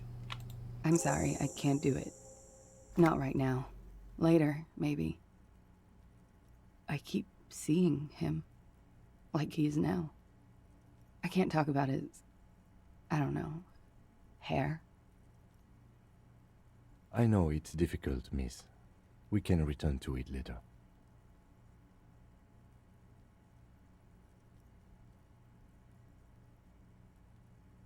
How do the Hardy Boys know you? They're frequent guests. Downstairs. They have a booth for union members. They're probably down there now. And how did you meet? Over drinks. It's been a long, boring winter. Did you party? A little, yeah. Like you partied with the deceased? No, not as hard. I'm sorry to have to ask this, but have you had a physical relationship with any of the Hardy Boys? I have. Which one? Which ones, sir? I don't remember precisely. Titus, obviously. But as I said, it's been a long winter. Must have been hard for you seeing him there. Oh, yes. I've had a great view. From the roof, out of the bathroom window, in my dreams. A bitter cringe. It hurts. You look to the lieutenant. He takes a small step closer. You called us, the RCM. Yes. Jackpot. The call. Reporting the hanging. That was you? I made it. And I would appreciate it if you didn't tell everyone. In Martinez, they call it snitching. Reporting crimes is confidential in Ravachol, miss. Before we go on, if it's snitching, then why do it? Because I couldn't handle it anymore. None of these people called. He just kept hanging there. Then they started stripping him. Tearing off his armor. Demeaning him. Throwing rocks at him. The caller's voice was disguised. I didn't exactly disguise it. I just muffled the mic and nicked the landline a little. Nicked it how? With nail clippers. And I diverted some radio fuzz into it. Into the cold wire. Which landline? The one downstairs, officer. I used the whirling landline. That's some clever tampering. Simple and clever. Crossing the lines like that. Seems like you had some idea. That was nifty. Thanks. She looks a bit like a little girl who's just been complimented on her bike repair skills. Why go through all the trouble? I don't know, sir. It was stupid. I was drunk, too. I was probably afraid the Union was listening in.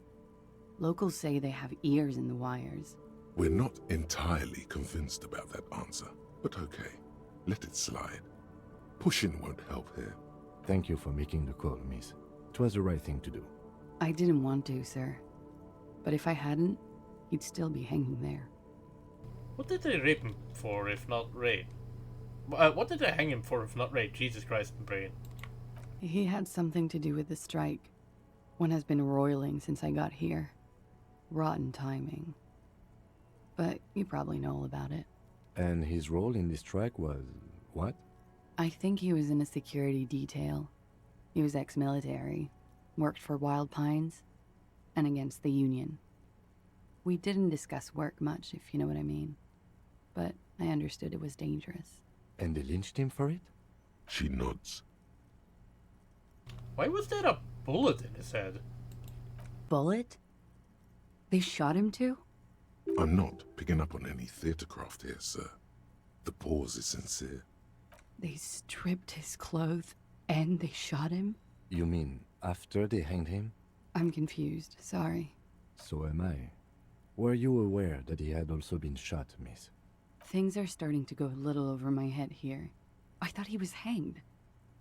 I was not present when they did it. I don't know what happened. I just know what they told me. And Sylvie, the bartender. It's hard to know what to think about that answer. Damn it. She's just tired. Don't push her too much. Thank you for telling us all of this, miss. She breathes a silvery sigh of relief and weariness. The air on the roof feels humid. Should we head by downstairs, officer? We may have things to discuss there. Wait a moment. I had something else. Before we go, a little thing. She nods. Silvery cigarette fumes disappear into her mouth.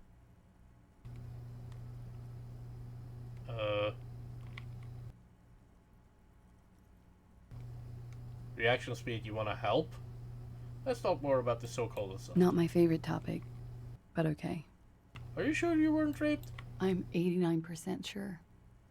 So you're not entirely sure? You know how it is. Do you? How is it then? Maybe you don't know. There are numerous cigarette burns on those silvery scales. Easy to see now. In conclusion, officer, I'm gonna go with a mild to medium not raped here.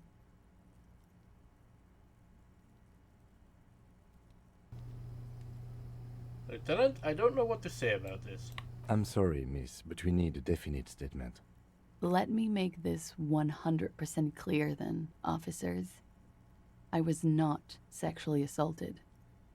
What You get the feeling she might be. Thank you for telling us all of this, miss. How about we, change the subject to something more lighthearted now? Nice room you've got here. Yeah, it's pretty deluxe. What are you doing here in the Whirling in Rags? I'm wintering. How long have you been staying here? About 4 months. I came in November. Why here? Here in the Whirling, here in Martinez, or here in Revachol? Here in Martinez. I heard this is where the washed-up disco has-beens go. You're too young to call yourself a disco has-been. I'm really not. That door there, did you know it leads to a downstairs elevator? I did not. Mystery solved then. I kept wondering where it led. There may be more to this mystery at some later time. She's holding back. Let's make a mental note for now. That's all for now. She's lost in thought. Eyes narrowed. Forehead furrowed. I have other questions for you, except I don't. Watching herself reflected in the bedroom window, torn and sparkling and draped in smoke. Do I have any clothes that alter Why volition? not? Let's return to I'll this be later, here miss. until 11 p.m. Drinking coffee, most likely. Do you have anything that alters volition? I mean, I don't think so, but you never know.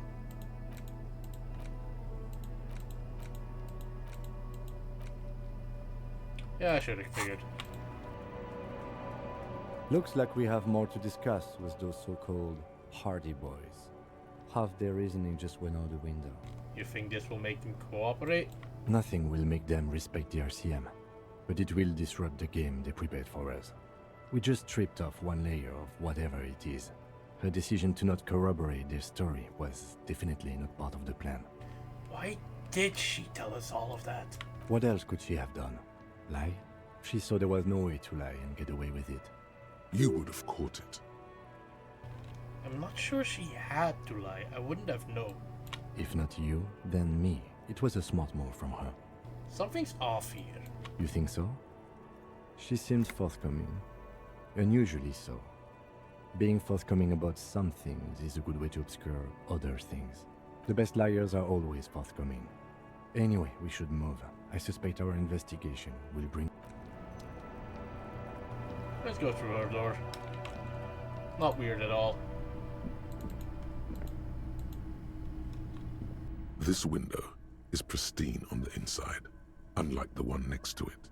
Light from the desk lamp reflects off the glass in an untarnished golden halo. Let's run my finger across it. Smooth as ice. There are spots of mud and rain on the outside, even smudges. But the surface of the window is clear from the inside. No chips, no hairline fractures. Following your lead, the lieutenant leans in closer to inspect the surface. This window was recently replaced. Looks like it, yes. And let's... Hastily made... No.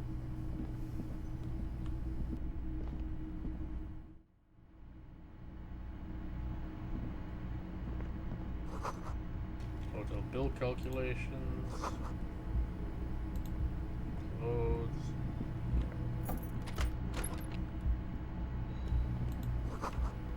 Yard below. This medicine cabinet is full of wares. Sheets of pills, haphazardly stacked, one on top of the other. There's also a toothbrush somewhere in there. There's no sink. Where is she getting the water for the toothbrush? Anyway, let's look at the medication. Pharmaceuticals line the shelves. Sheet upon sheet of pill bottle next to pill bottle. Acetylic acid, APAP, eye drops, blood thinners. Quite a collection in here. Anything of note? The pill sheets. Among some foreign, probably Messinian or Gottwaldian, marked red blister packs you find. What do you find? This is going to take a little know-how. Alright. Time for a change of outfit then. What do I have with electrochemistry?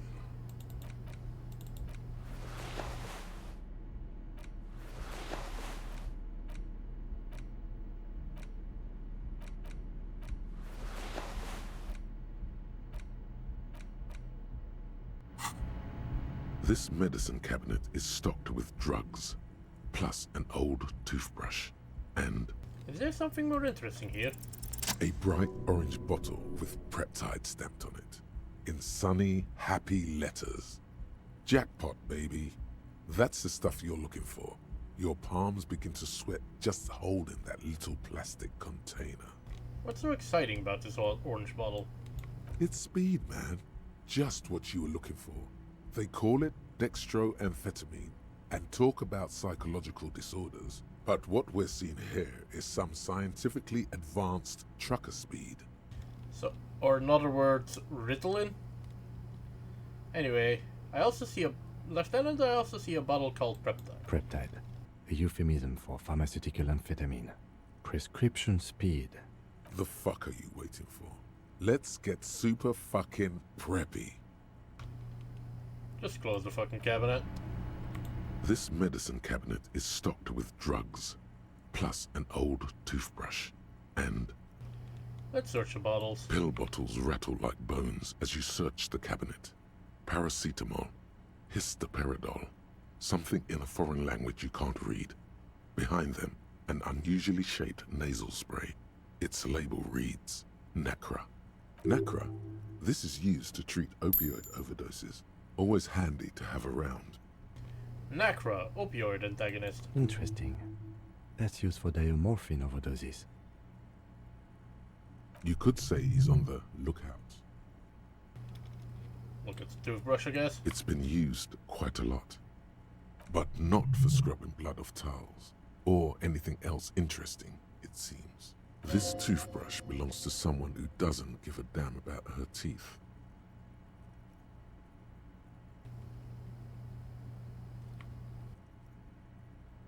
Wait, that kind of contradicts each other. It's a toothbrush that is not being used for scrubbing blood off tiles or anything interesting, but also seemingly not for someone, but also not by someone who cares about her teeth. That feels a little contradictory.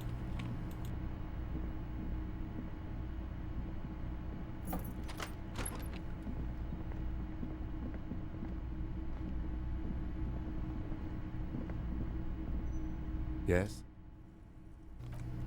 Try to close the door, Kim. This is gonna be a talk.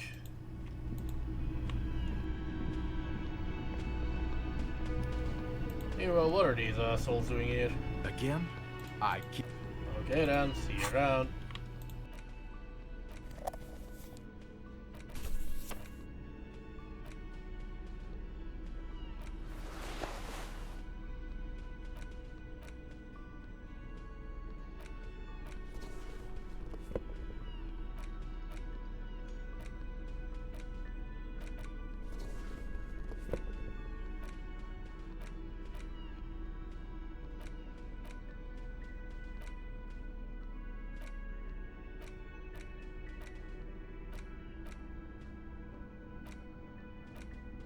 Tried Maybells. 6 crumbling petals rest on your palm.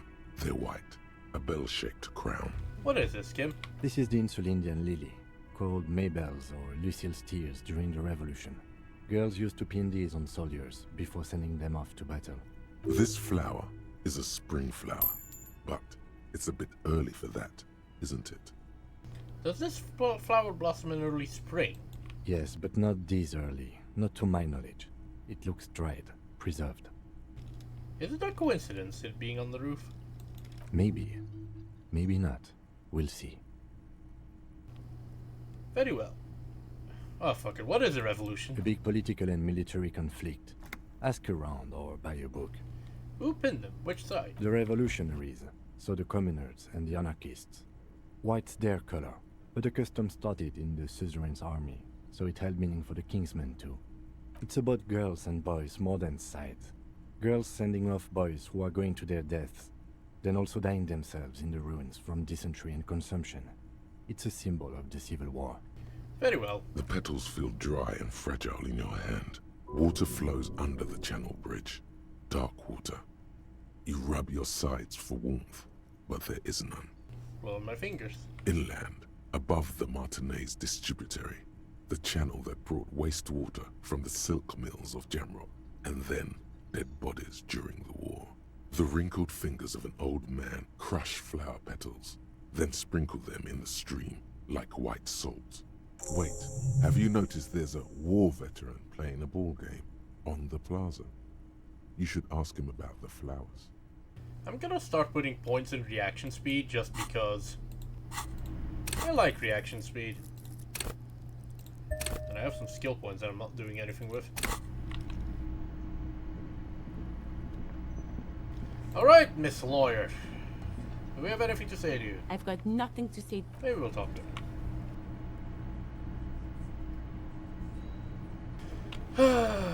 This will be a conversation enough. Actually, before I go into that, what are these assholes doing here?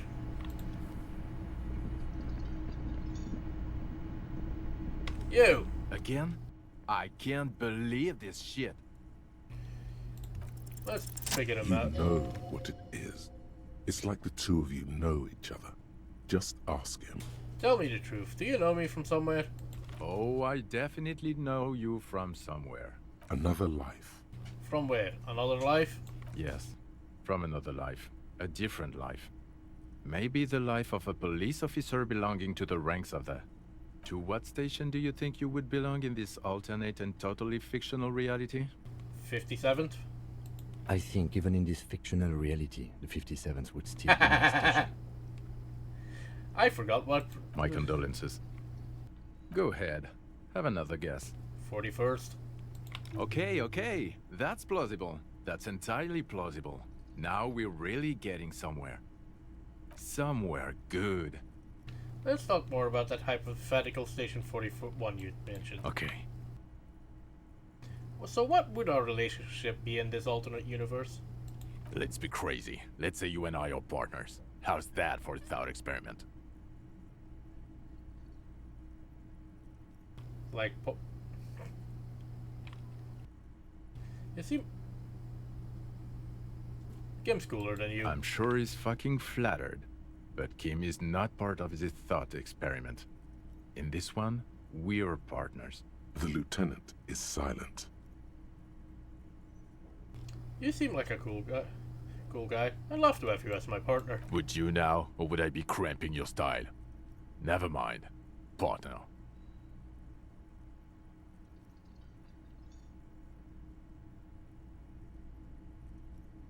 Okay, actually, you probably would cramp my style. You seem like a dick. Oh god, I'd hate for that to happen. You know what might help prevent that, though? Yes? You doing your fucking job. Do you have a crime to solve? Oh no. You see, I enjoy watching other better cops solve crimes. And let me tell you, it's been quite a privilege seeing you work. This isn't helping. Who else is in our imaginary police station? You're not going to believe this, but... police officers. Yes, sir. Solving crimes, locking up bad guys, and get this, and not getting that drink on at 2 o'clock. Just some regular boring motherfuckers in suits and uniforms. Nothing spectacularly extravagant like you, the far-out son of Lung. Who is the far-out son of Lung? Oh, it's you eccentric genius. I mean, with your unorthodox approach to police work, it has to be you. Want to tell me more about him or her? Not even a little bit. It's an urban myth about an officer who is so far undercover he can't remember who he is. As I said, just an urban myth. You are not the son of Lang. Okay, yes, you get the joke. Leave it at that. I can't imagine it anymore. Neither can I, partner. Neither can I. Okay then, see you around. Okay, the man with the sunglasses and his hypothetical Station 41. Weird, right? I guess it was kind of weird, yes. There's something missing here. Something you can't put our finger on. You know what? Just ask him. I know it sounds crazy, and you'll probably get laughed at. But still. I was thinking the same thing. I should probably just ask him it. Yes, just cross it off the list. It's probably not true, though. Not today, though, because... what even is that conversation? Anyway. Mr. Hardy! The clowns are still hanging around. What is it now?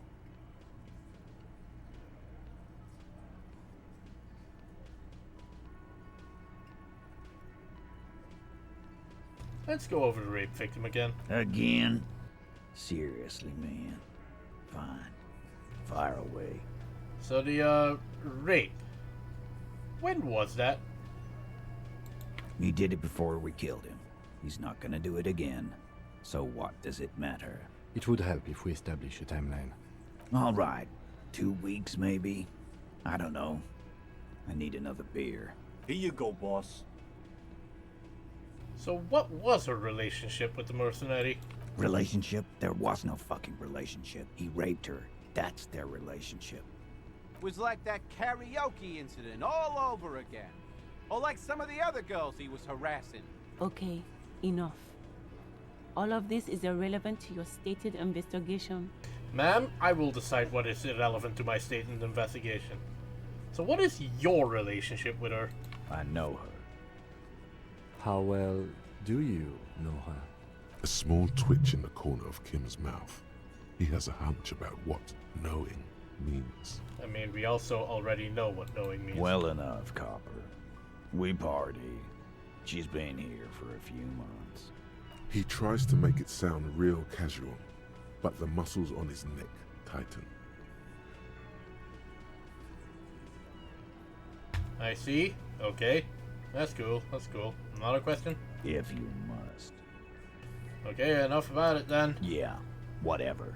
So your rape victim says she wasn't raped. Fuck. I knew that fucking whore couldn't be trusted.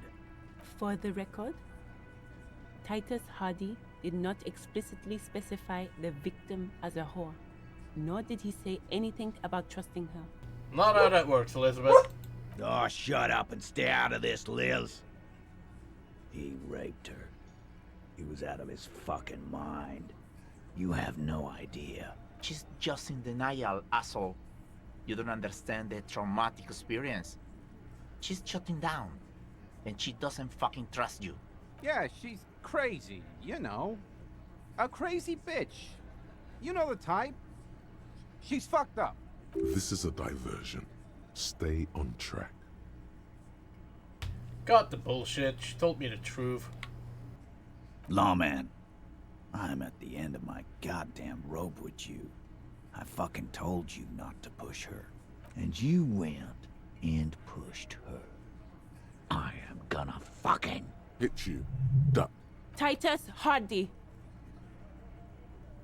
Everard personally sent me to take care of this. If this goes south, we'll all be in the shit. But you, Titus Hardy, are going to be buried.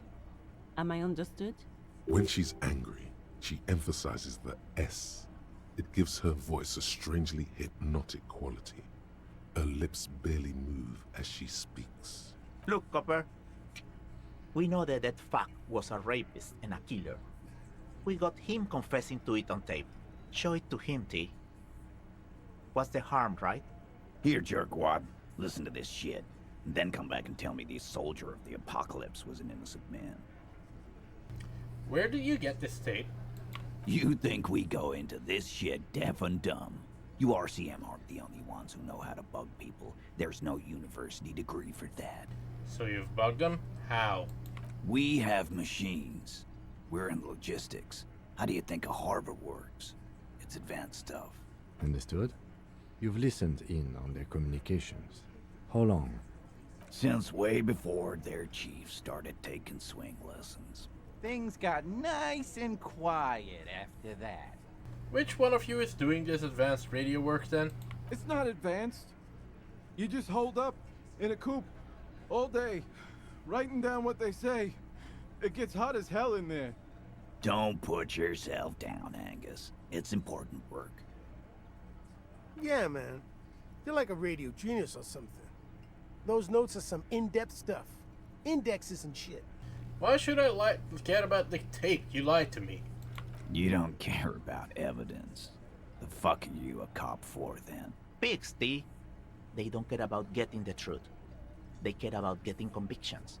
They are fucking keeping a score on their bulletin boards. I won't be on your bulletin board. If you don't listen to the tape, we got nothing to talk about. There's a lot of questions. If you ask them now, they'll just keep bringing up the tape. Listen to it, and they'll have nothing to hide behind. That's enough for now. Don't forget your tape, lawman. Compliments of Titus Hardy. Fine, I'll listen to it. You do that. Oh, and keep it. Maybe you'll need a reminder of human ugliness someday. Alright, I'm willing to take off now. I'm kinda sad that we didn't get to see an animation of the punch being thrown. Thank you, reaction speed. Alright, we need a torque gunner mega legs. Alright, we need a boombox.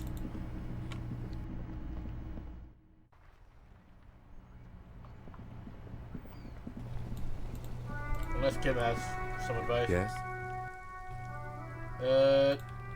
Never mind. I mean, I was hoping that Kim could maybe help. Oh. And I guess I can also show the thing to Renee.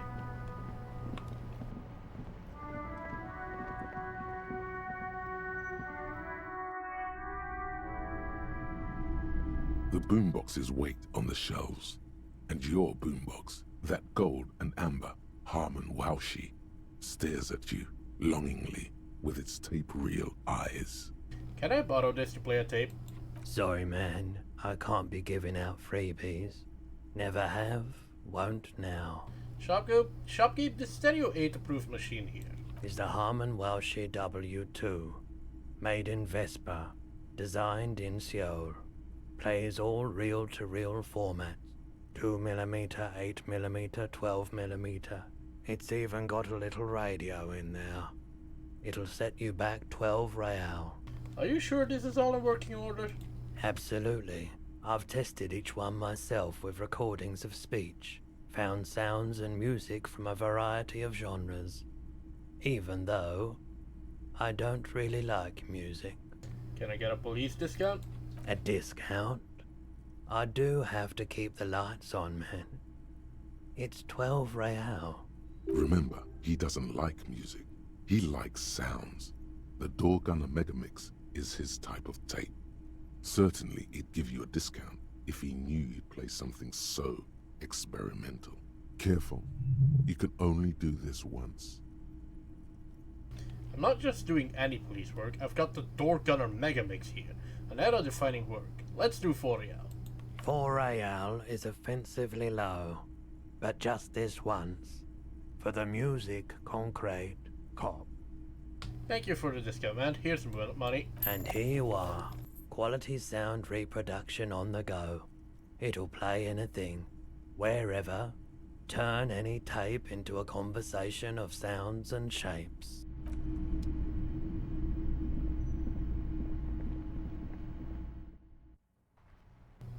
What do you mean, Vay?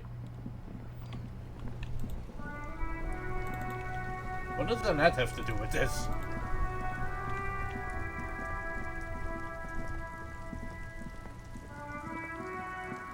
Hello again, sir.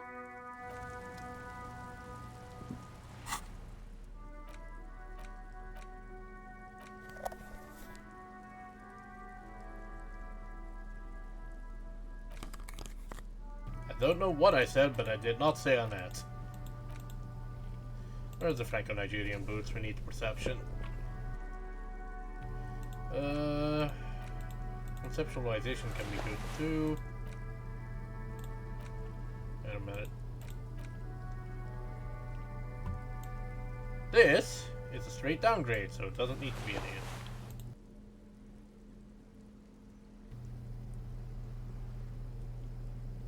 The hell? Wait, is that a straight downgrade? No, that just goes in a different slot. Never mind.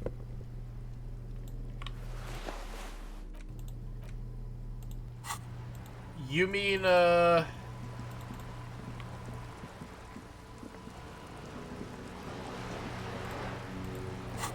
on, what's her name? You mean a cell?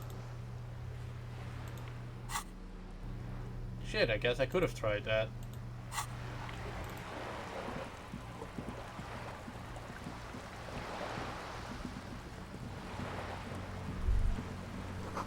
Seaweed carries more than salt. Meat. Not rotten, but fresh. Spit. Why do I... Someone's having a barbecue. Nice. Yeah, I guess she did have a tape player.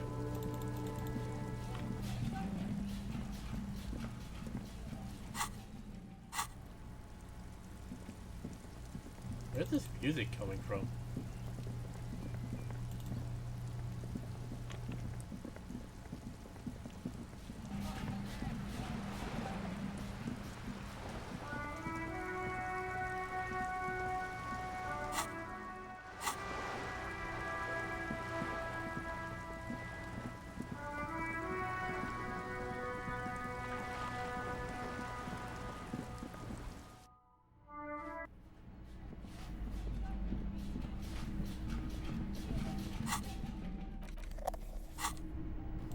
Guessing I'm picking up a radio wave every now and then. A shift in temperature. The air chills around you. Dust settles on the stony floor.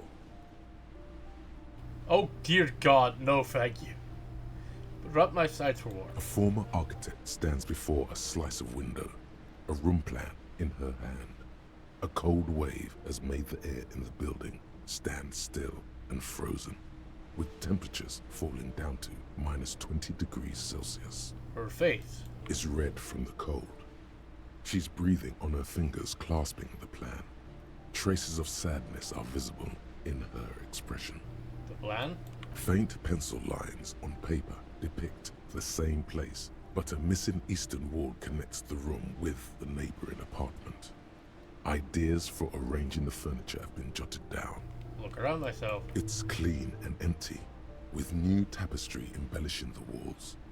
A standard HB graphite pencil has fallen off a three-legged stool in the middle of the room.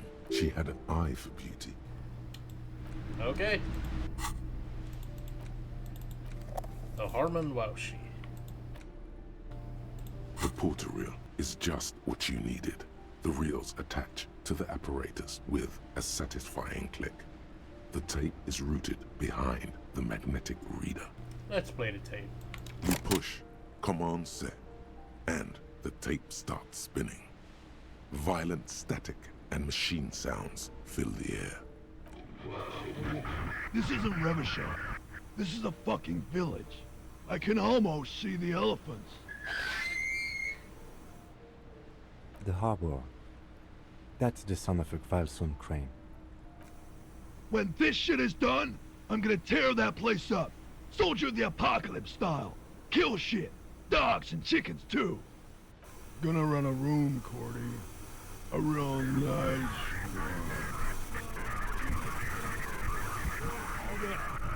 I don't give a shit. I'm fucking done. I'm done mentally. I'll fucking do them all in. Rape that disco cunt on the counter. You know, the dance a whore upstairs. Do it Kohoi style. Never did get that taste out of my mouth. The lieutenant presses the button marked Arrete on your porter reel. The tape stops spinning.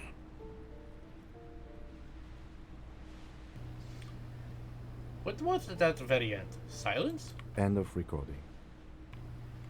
What do you think? It seemed authentic enough. Probably recorded off the shortwave, then edited to seem more incriminating. He sounded like he was on patrol around the harbor walls. I agree. He also sounded inebriated. Still. The lieutenant looks at the tape. You are familiar with this look now. It's this look of suspicion. Who is this Corti? Corti could be short for Cortenard, one of the other mercenaries, the one he was talking to. Probably the mountain at the harbor gates. Mr. Right to Work. What's Kohoi? A village on the Samaran Isola, in South Safre. Grad committed war crimes there, the kind of thing he talks about. The South Safre conflict is an ongoing proxy war between Grad and Safre. It has been hot for 12 years, with the atrocities piling on, mostly committed by the Grad. You think he was dead? Who knows? Maybe the tattoos would have an answer. Or maybe Kohoi is just merc talk for atrocity, slaughter. A symbol of soldier of the apocalypse style conduct in a civil environment. Okay then, what now? I think we've got a few more questions for class here, don't you? This seems to contradict her testimony, at least to some degree. Okay. As you take out the tape, the boombox tunes itself back to the cheery radio again, spewing out beats like it's a Friday night.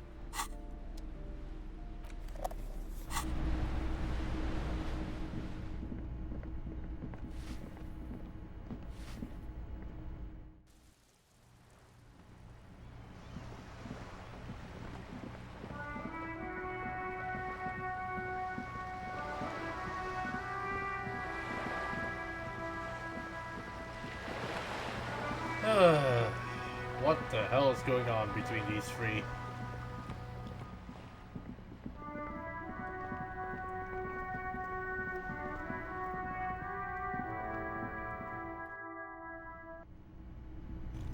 I'm not sure what that means.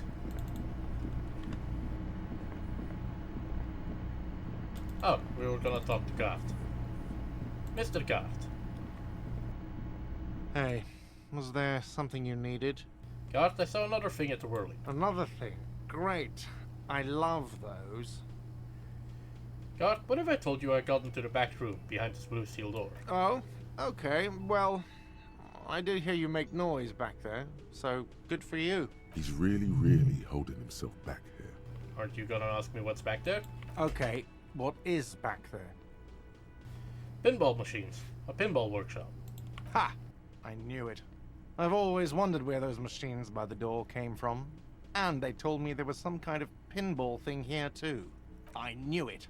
Were there any back there? In working order, I mean.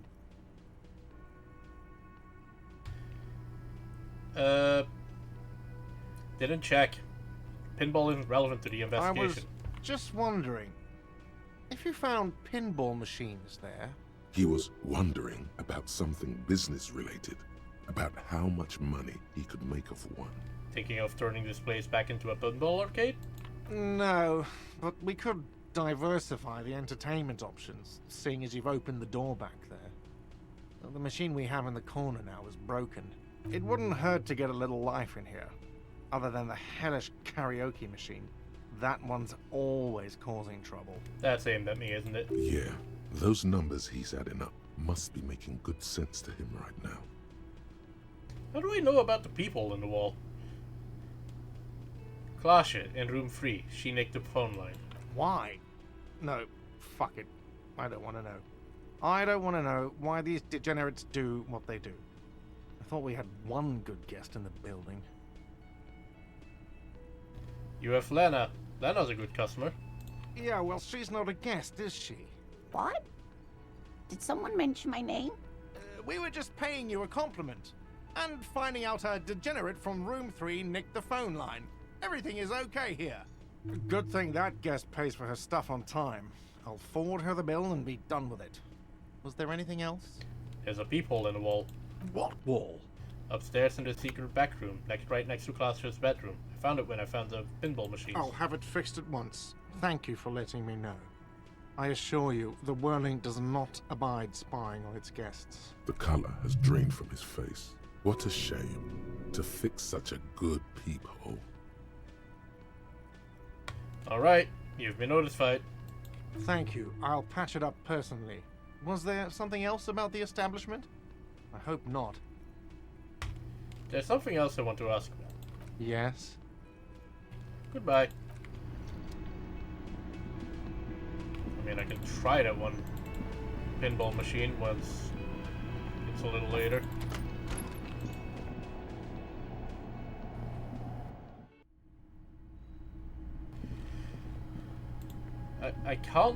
I don't know where the fucking peephole is supposed to be. You can almost see the shape of a man and a woman writhing inside, bathed in drug sweat and dirty linens. Bottles lie around everywhere. What were those people doing in there? You lean closer to the peephole instinctively. I bet they're doing something quite unnatural.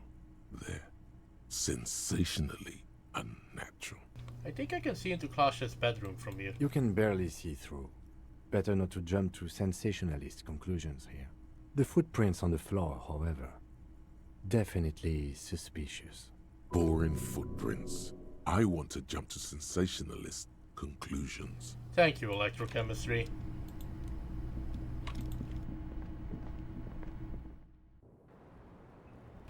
Alright. This is gonna be a conversation.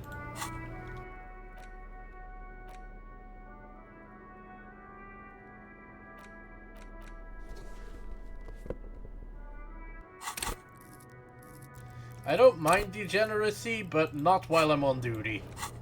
And unfortunately, I'm permanently on duty. I don't want to talk to a cast about the Doom commercial area.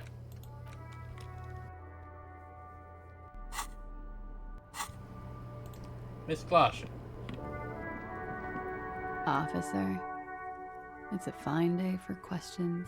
Why can't I look her in the eye? Fuck it. Soft, light brown eyes Nice. look back at you, directly into the space behind your eye sockets. You see the smoke rise from between her painted red lips. She's beautiful. I have bad news for you. What? You know these guys? Mm-hmm. Who? Me? Yes, he's talking about you, you shifty asshole. The hell? You too. Me? No way. I'm straight, man. Why is my motorics arguing with my volition? These guys are compromised.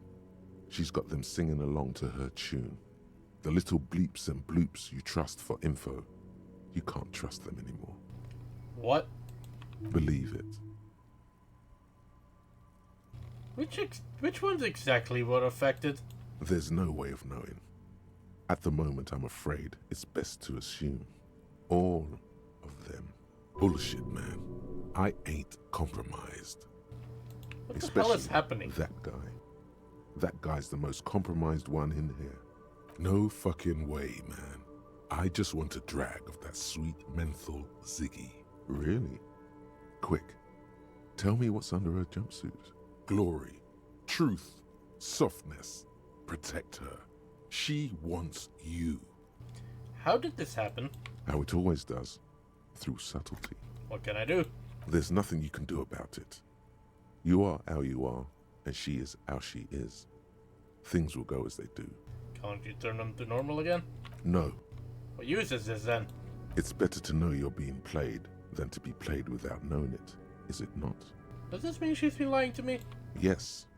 Mr. Thespian here has been singing paeans to how truthful she is.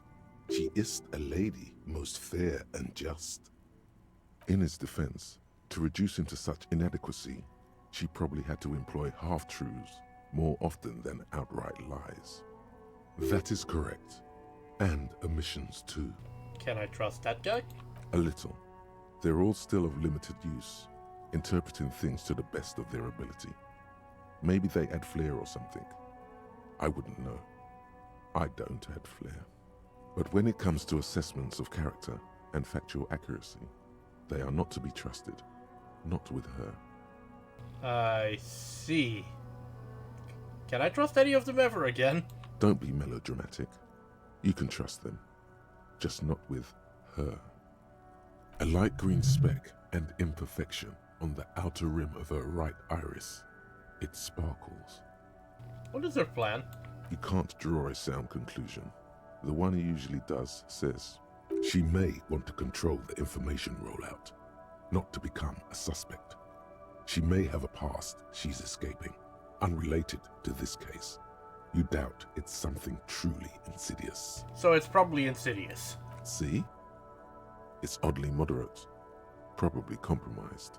I've been talking to myself long enough. Let's get back to it. Don't worry. It's only been 4 or 5 seconds. You've got this. I'm not gonna... No! I just... Let the moment pass. For a second, her face disappears from your cornea. Only a silvery negative remains. Still smiling. A tired smile.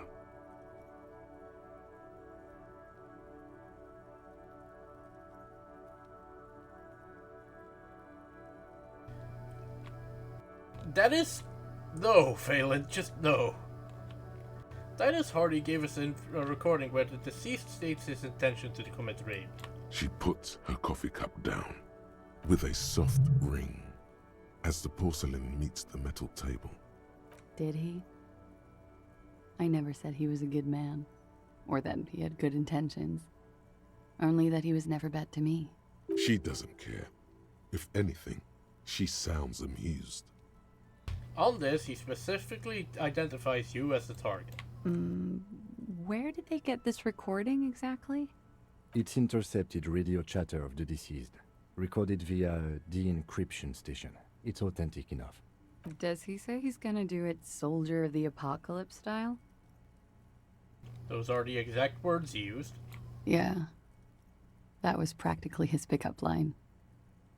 A memory surfaces in her tired neocortex. It's not entirely unpleasant. Did he say whores a lot? Was he pretty much on the verge of doing it Kohoi style? Kohoi was mentioned. He wasn't actually there. He didn't do a tour, or at least didn't tell me he did. Would have been overkill anyway. He lived his own little cohoy. It wasn't his everything. Why say things like that? Machismo? Yes, was he bragging? Oh no, I'm pretty sure he did all those things. Then integrated them into his idea of normalcy. To keep on living. Until they just sort of turn into his, Persona? what's the word I'm looking for? Running joke. I was gonna say running joke. And it sounds like you didn't even get the good bits. Lely's punchlines got way, way funkier than that. He was like the Seminese conflict, the Khohoi massacre, and the 36 famine in Yezut all rolled into one person, then cast in Orani ceramic armor, which he wore in bed and in the shower. Jesus. Weren't you afraid? Afraid of what? That tape the Hardy Boys recorded? Your mother probably never told you this, but girls are evil. Had I the physical robustness and social support, I'd be in Khohoi. I would be tearing it up Soldier of the Apocalypse style. Did he tell you he had actually done any of those things? He in Martinez, I mean? No. We were too busy laying waste to our own nervous systems to direct any of the fury outward. He seemed happy, I guess. At ease. As much as a man like him could be. What kind of man was he? Before you go, ask for details. She seems okay to talk about it. Thank you for clearing that up, miss. Whenever you're ready. I'm interested to hear what Titus Hardy has to say now. She takes a very small sip of her coffee and smiles. I mean, my volition tells me not to believe any of these things, but now that you have had some time, can you tell us more about the victim? Like, for example, his name? Actually, officer, I didn't know his name. I just called him Lely. A nickname? I guess. He came from Lelystad. It's short for that. And it was his army name, apparently. He said his real name wasn't his. I tried to pry it out of him, but it was no use. Lelystad. That's a good start.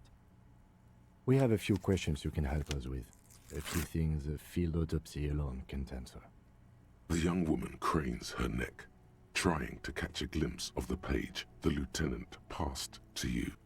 On it is a list of autopsy observations, recorded neatly in blue ink. Everything left to be clarified is in the column on the left. How old was he, miss? He was 42. 42? Are you sure? I would have had him above 50. He had many scars that made him appear older. But no. We even celebrated his birthday, like, some weeks ago. It was a funny 2 days. He had little reason to lie to me. Looks like you were right, officer. Points are good. Have one, you old dog, before we all die. Better not to mention it. The young woman looks at you, then the lieutenant, then you. His eye color? Blue. Light blue. They were like little blue galaxies, you know? It was strange, seeing those eyes in his fucked up face. Pardon the swearing. I do him an injustice. He wasn't ugly. And he had a beautiful, soft voice. Very surprising, what with all the scarring. It was quite something, watching him speak. He had a combat wound on his chin and mouth? Yes. Severe. It made him look like half his face was cracking away in some strange smile. That and those eyes. Ah, yes. His hair, if you can remember?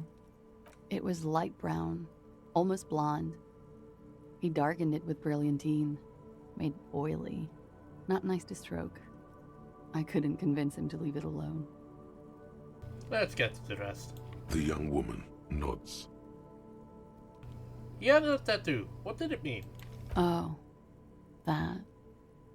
It was a map of his service history? Sure, service history. It was mostly for showing off to chicks, though. For showing off to chicks? How so? How? Imagine him lying in bed. Freakish musculature laid out on the sheets. Scarred, of course. Tattooed. The sheets are dirty for some reason.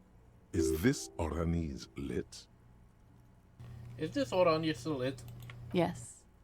This is the very essence of Orani's lit. A moment's respite. Dark and hopeless as the struggle itself. He's smoking and drinking, of course. And his chest and shoulders and arms are studded with stars. Tens, hundreds of them. Maybe even thousands. And the woman goes like, "What was this, baby?" And he says, "That was too hardcore. Don't ask me about that." So she goes, "Okay, but what's this, baby?"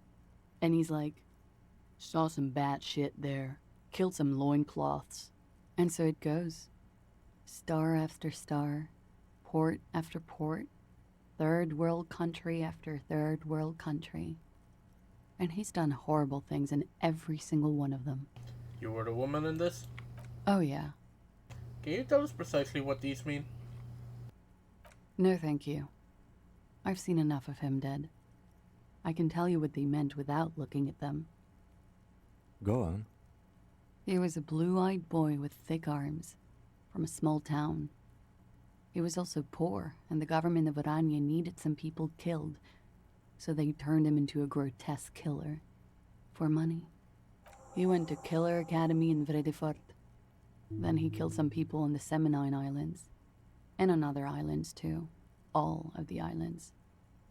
After this, he came to Revachol and got killed himself. Thank you for clearing that up. Change of topic, perhaps? It is Lilystad. The place, I mean. In Oranje, officer.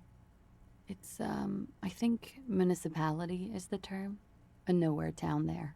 The Lelystad municipality has few boroughs and even fewer cities. It's made of agricultural plots near the border of Gottwald. Executive summary: cows, silos, and wheat. Oranje? Oranie's map of waterways? This fits with his tattoo. You were almost right, officer. That means his race was occidental, not mondial. I'll update the form. You were both from Oranje? Yes. We were compatriots. Did that bring you together? No. He was too old for that. And from another part of Oranjenrijk. I didn't even understand his accent. What brought us together wasn't Oranje. It was bad habits. Sex, alcohol, no love for Mother Oranje. But wasn't he a soldier? This could be worth pursuing. A military man, but not a patriot? No. He left the National Service after they taught him to do what he did on Seminine. He wasn't the flag-waving kind. He was the making money, killing people kind. I know that I shouldn't be listening to my he was by no people, means but... a stupid man. A people person. A small platoon leader. Certainly not a patriot. You don't seem like much of a patriot yourself. Mm-hmm. There is nothing on Muindi. The old world is dead, and we both knew it. Maybe Oranje did bring us together. In loathing. I love Revachol, though. I hope she loves me, too.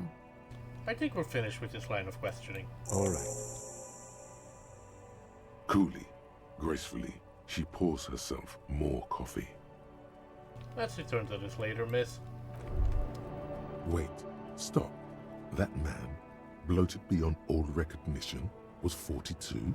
It's what she said, yes. Below the damage, the weeks of decomposition, all the swollen indignity of mortality. He was 42 years old? Where is this going? How old are you? That's where this is going. 45,000 liters of raw alcohol has left its disfigurements. What lies beneath, you wonder? You could ask either one of them. I got this. My age, I think I'm... Yes? Oh my god, I have no idea. Probably middle-aged, but... Do you want to know the truth? Bring it on. I'm not afraid of the truth. To the laboratorium.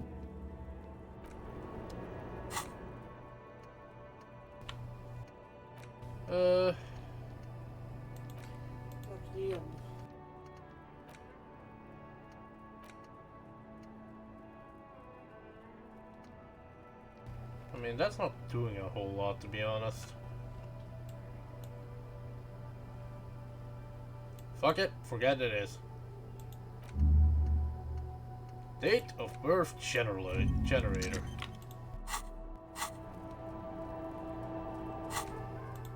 What's the negative of that? Temporary research bonus. No, gotcha.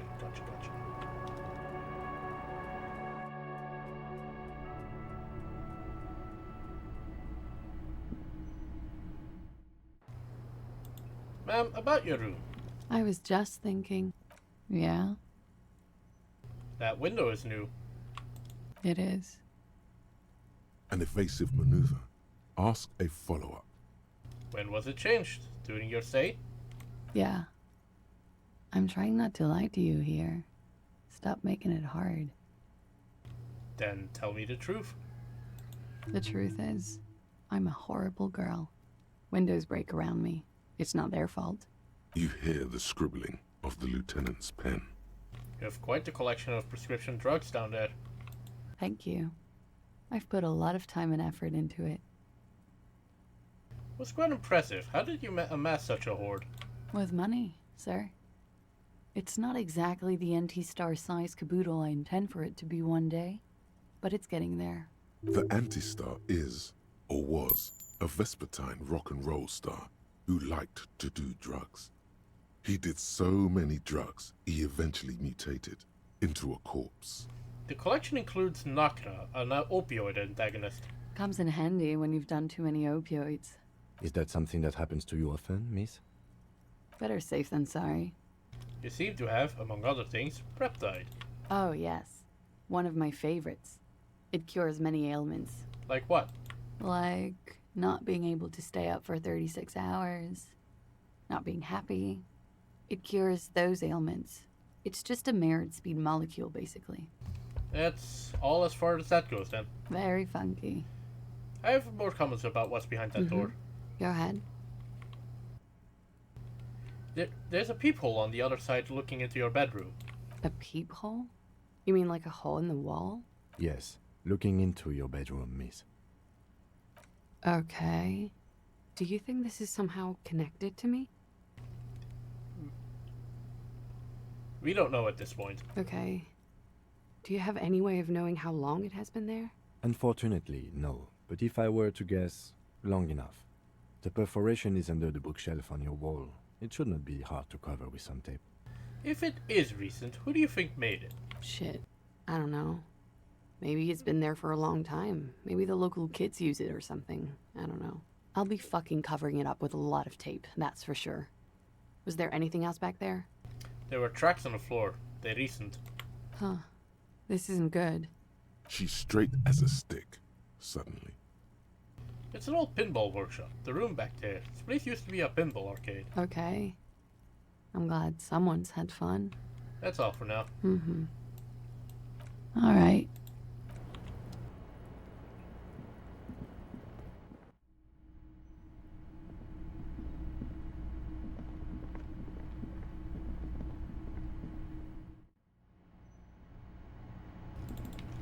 Mr. Pinball thing. Over there, in the corner. Pinball machine? Not just any lit. A phrase almost synonymous with the Insulindian pinball scene. Any pinball scene, really. Okay, but are you seeing what I'm seeing? The pinball machine. Gordy's Goats. A classic. Oh, it's more than just a classic. A must-play. All serious pinballers have attempted a tempo run. What? Wait, you've played it? A little. Let's take a closer look. Ah, great. Cornelius Gordy and the Mountain Goats reads the golden lettering on top of the back box. There's a small column of text underneath. The machine is coin-operated. Get the game on, Fingerboy. Those flippers are ready. Let's read the text. Above the painting of a mustached man climbing a hill, a column reads, "Inspired by the legend of Cornelius Gordy, taken on the world's tallest peak, Corpus Mundi. The Mesk legend holds that when the nation is in danger, heroic Gordy shall return and save his people." Inspect the playing field. The theme of the game is to explore Gordy's climb through the perspective of goats and to ascend to the top of the mountain in a time of trouble. The peak of the mountain is at the top of the playfield. All the bulls have small goat icons on them and represent the goats as they race up and down the mountain. Areas around the playfield represent Gordy's climb, places he was said to have camped, which the goats can discover. Get them to the summit. What's with all the goats? Indeed. Think of them as bulls. Pinball isn't for me. Hang on. Interfacing. They are. Especially back when they were completely mechanical. Savoir faire. I'm just gonna throw as much motorics in here as possible.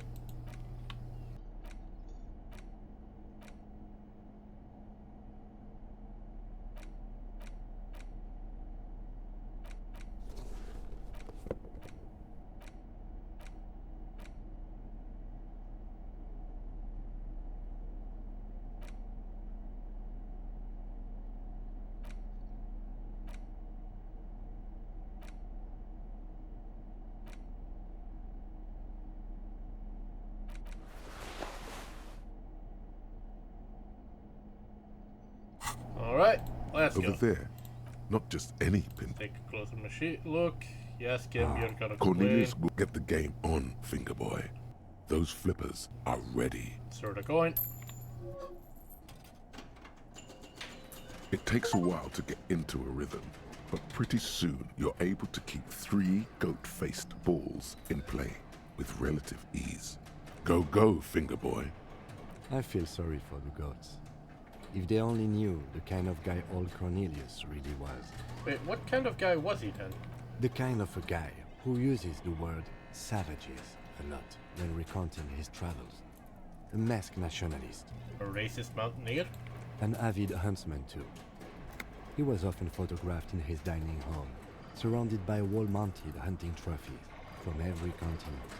That is not cool. He also hit his wife and kids. Other people's kids too. Sometimes pets. Hateful little man. But you seem to be having fun. I'm pretty good at this. Your game is definitely improving. The jolly goats are flying all over the board, and although a few plummet to their deaths, you're never left with less than 3. Suddenly, a special passage leading to the summit slides open at the top of the board. This is where the balls need to go. Concentrate and aim for it. Maneuvering a goat ball into a position for a perfect hit isn't easy. More fall to their deaths. But finally, the opportunity presents itself. One of them gets through.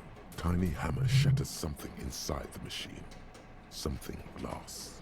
The words "Pale Rupture" light up on the speaker panel, and the machine starts filling with a thick, milky fog. Something's happening. Congratulations. This is where the game ends. It's a cheap way of getting more money out of the players. A stupid, nihilistic finale. There's so much fog, you can barely see anything. Some is actually leaking out of the machine, and one by one, your goats start slipping, disappearing into the milky nothingness. I feel like there's better ways of doing that than smashing a fucking smoke bottle. This can be navigated. The balls leave almost imperceptible disruptions in the fog. Use them to calculate where they hit next. You're down to your last goat, going mostly by sound. Eyes are useless at this point, but that goat is something special. 5 times you snatch him back from the jaws of death.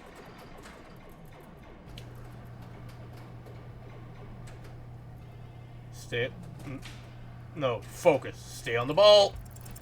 With automation-like precision, you keep the final goat ball in play, reacting to the tiniest stimuli. floating in the flow state.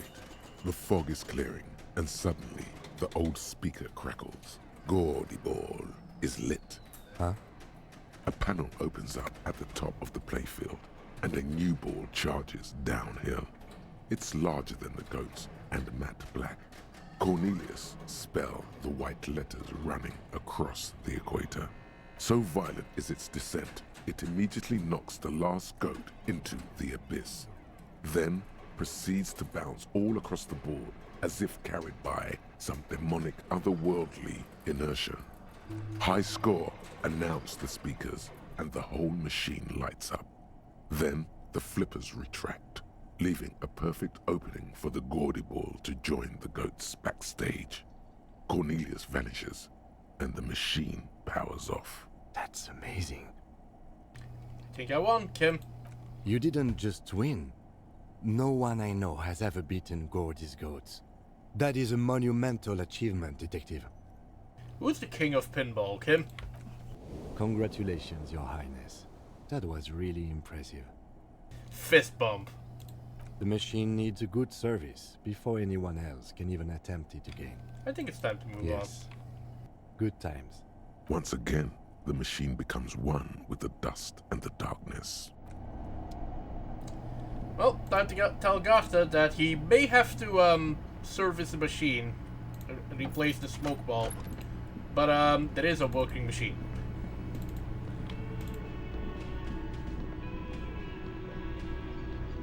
Hey, was there I saw a another thing. Great. I love that. Behind the steel door. Really, it takes a lot of work. Okay, what is back? Pinball Ha! machines. I knew it. Were there any back Why, there? do you want to play a game? Work- Because it might be a no, fun I game. was just wondering. He was wondering about something business. No, it wouldn't Well- hurt to. Yeah, those numbers he's adding up I may have- must be making good sense to him right now.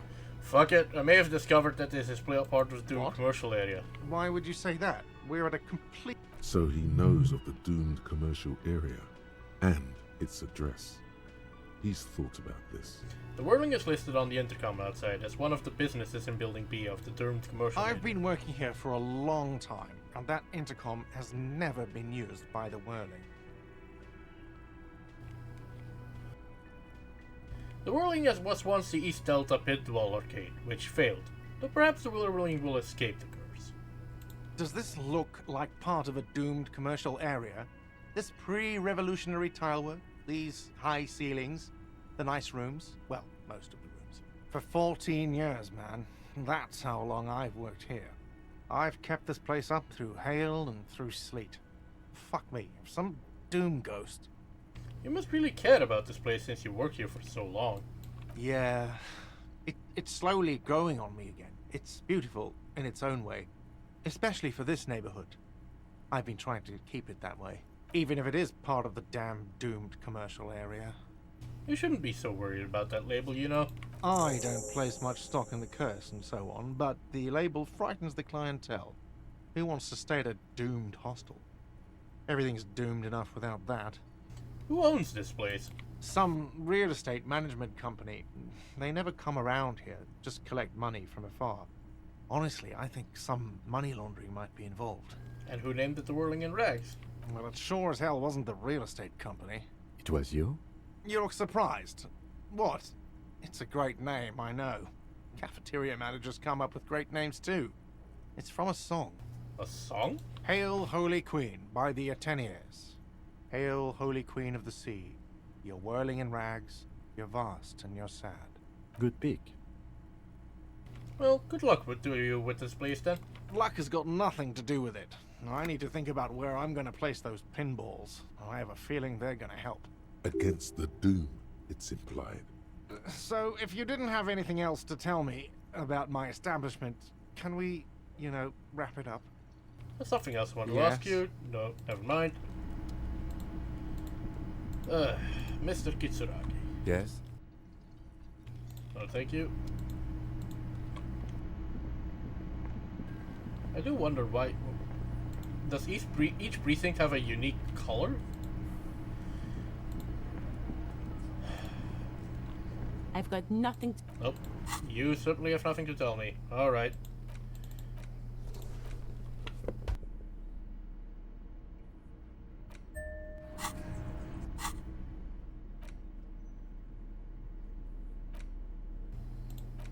need empathy against this asshole.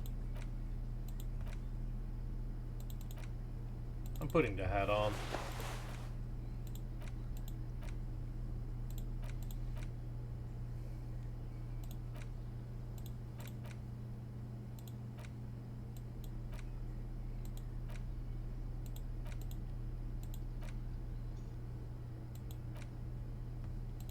Fuck it, Mr. Ty, you can come.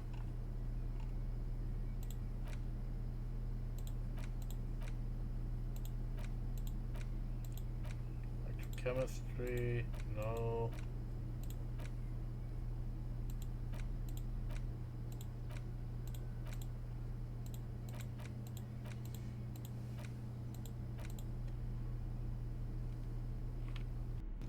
Alright. Let's fucking do this. The clowns are still hanging around. What is it now?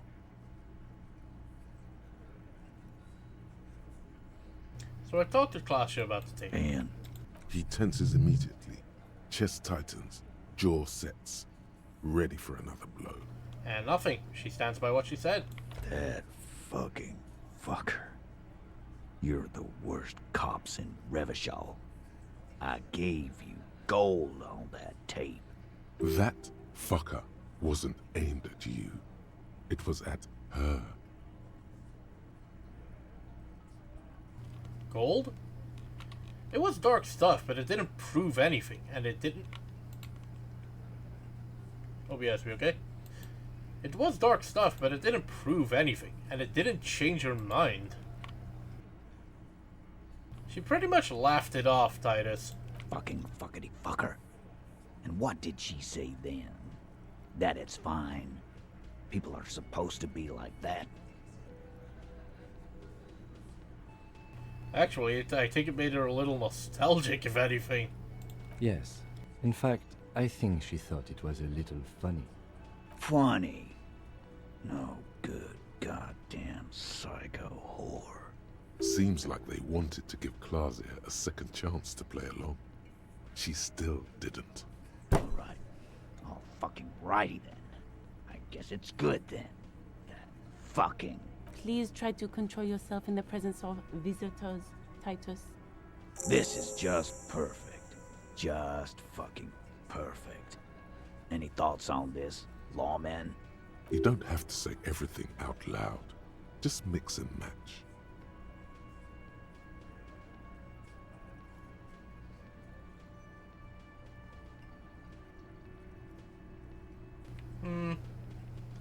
Don't have to say everything out loud. Maybe she isn't who you thought she was.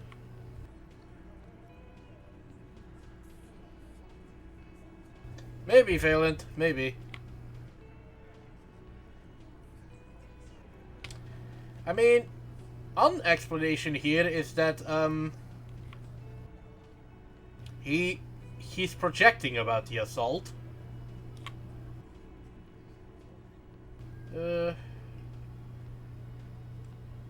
All of these are maybe she's still in denial, you know, like a defense mechanism. Yeah, maybe. That is a possibility. But I think you had a life planned and she didn't play along. I ask for your opinion, not a bedtime story. Tell it to your grandma. Tape was the last chance for her to do what was planned. But she didn't. She knows she can't lie to us, unlike you. Oh no. He's definitely compromised too. It's his hubris. Sadly, not much to do about it now. God damn it, Felician. Fantastic. So now, you remember how to do your job. I'm so sick of this piss.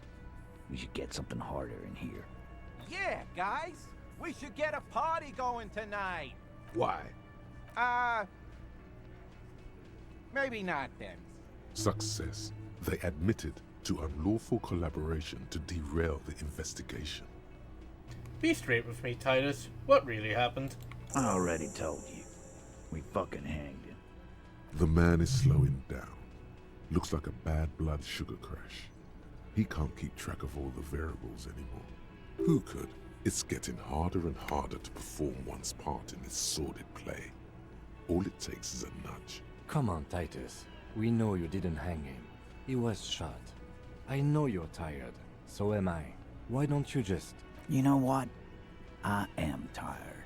I'm tired of you and the whore upstairs. Next time you see her, tell her Titus said, Fuck off! that lying, scamming. We're done. This is over. You understand? Your little investigation is over. Yeah.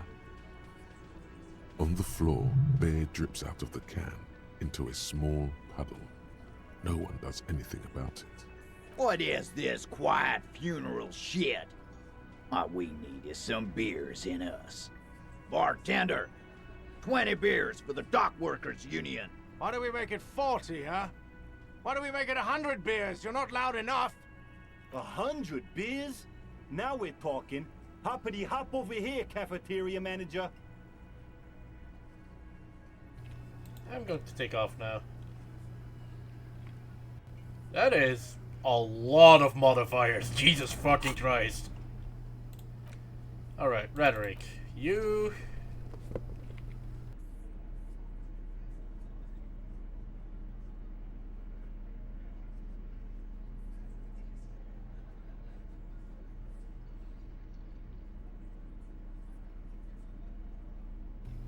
This is why loadout should exist, so that I don't spend eternities doing this. Mr. Hardy. It's you again. What is it? Let's try and convince him he's being manipulated. That is, you're being manipulated. I kind of want to see the entire list. Alright. Mentions the real place, range reaction to bullet, if not asked to cooperate, compromise skill set known. Push them on the tape, apparently that wasn't a good thing. Angus can't take the pressure, warn them about the tribunal, and discuss the 8 Hardy. Let's roll! Convince Titus he's being manipulated. You should know by now. Titus Hardy will never falter. But you know someone who might. One of his boys will. Fat Angus, the powerful guy. Mr. All Muscle. The time has come. Put him in the pressure cooker. Just remember, it's about more than Glacia. It's about these men and Martinez. Their district. Their responsibility. Outside, in the midday sun, ruins. The pavements are cracked and the benches peeling. Newspapers blow in the wind. That's it then. Case closed. We're going home, Kim. Huh? He'll get it. Go on. Write it down, Kim. In Martinez, they just kill you because they don't like you. Got it. Kill you because they don't like you. All because...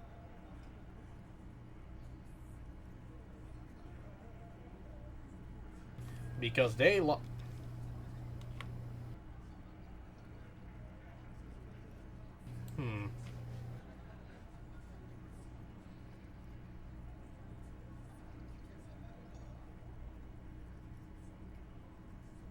Because you're... I might actually agree with that.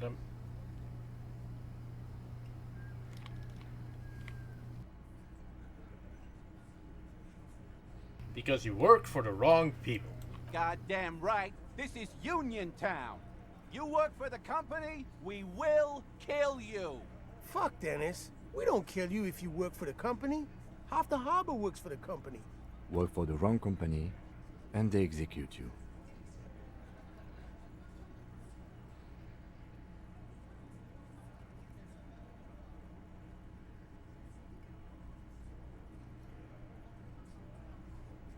They just hang you, like in the Dark Ages. Make a display of your corpse.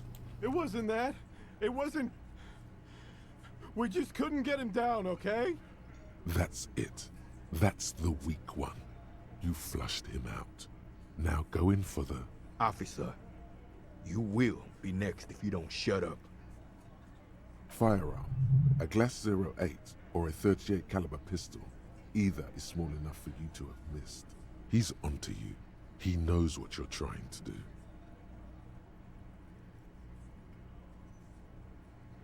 Look at Kim first. The lieutenant has put down his notebook. His hand is resting on his holster. He gives you an imperceptible nod. What? What does that mean? Or what? You're gonna kill me like you killed him? For no fucking reason? We didn't kill him. We didn't even hang him. He was dead when...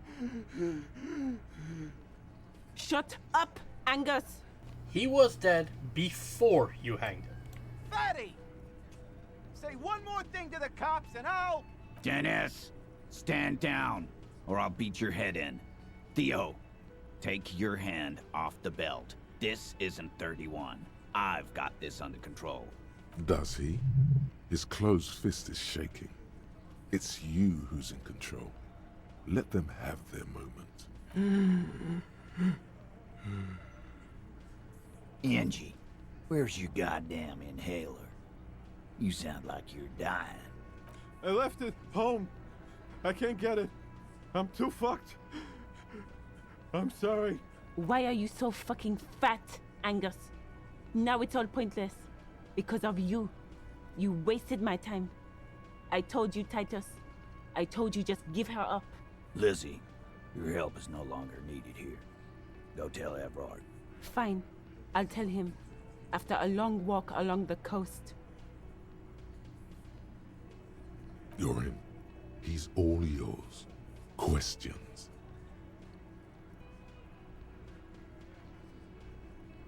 So you didn't kill him. He was already dead. He nods. You hanged the corpse to cover up the real cause of death. The bullet in his head. Another nod. Why? 'Cause the girls asked us to. They were in some shit. Girls plural? There's another girl? 2 of them? Take note of this. They'll probably say more about her later. Did she kill him? Cop, I have no idea. The girl says she didn't. What happened Sunday night? Classier came down. She seemed really out of it. Drugged up, even more than usual. Bug-eyed and gurning, you know? Not in a fun way. It looked like she'd redosed after something went down. I've seen that look before. She was scared. I knew someone had died. How did you know?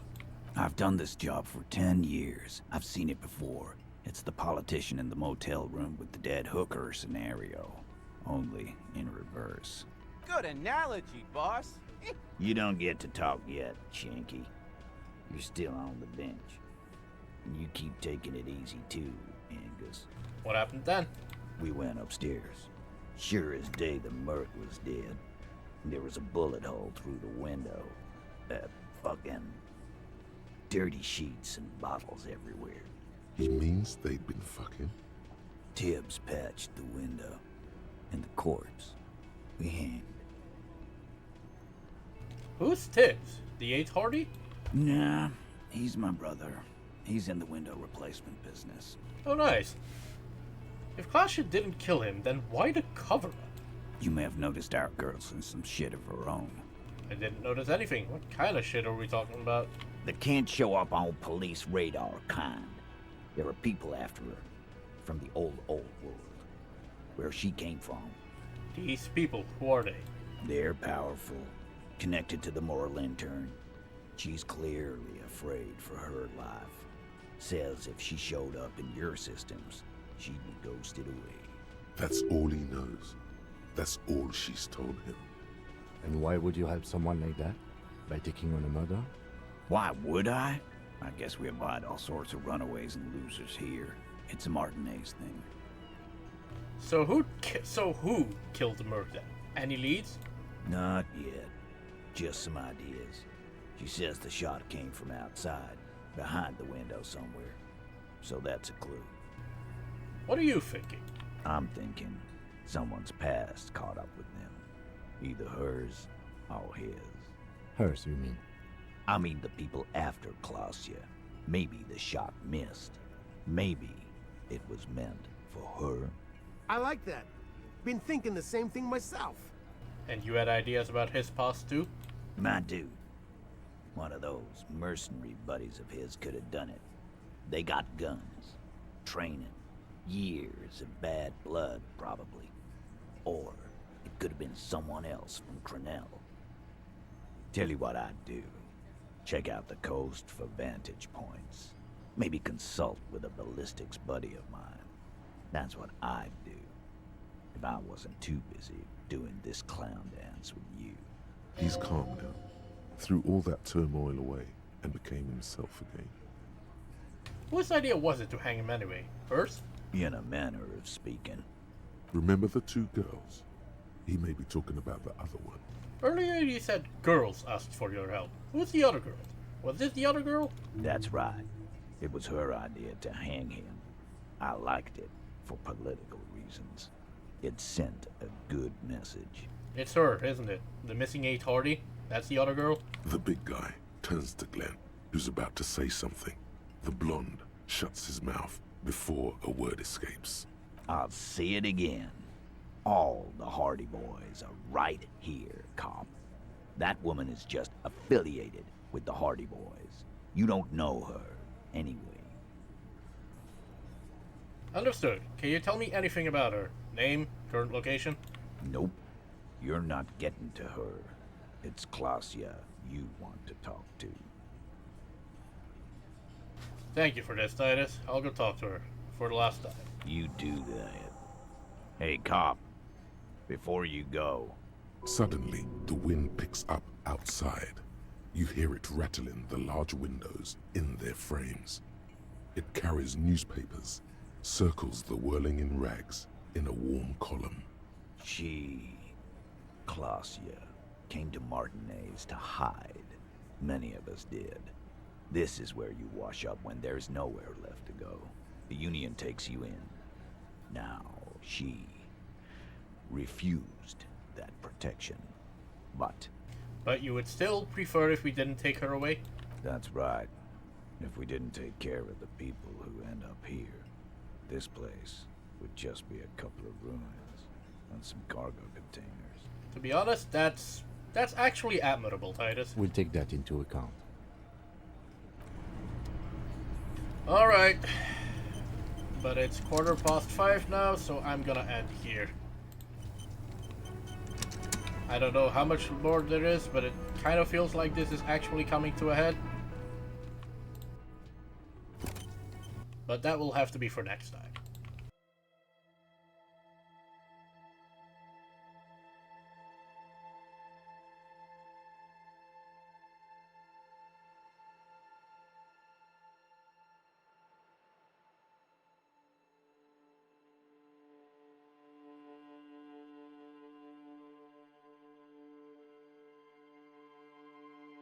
Oh, Cloudy's live. He's playing Persona Q.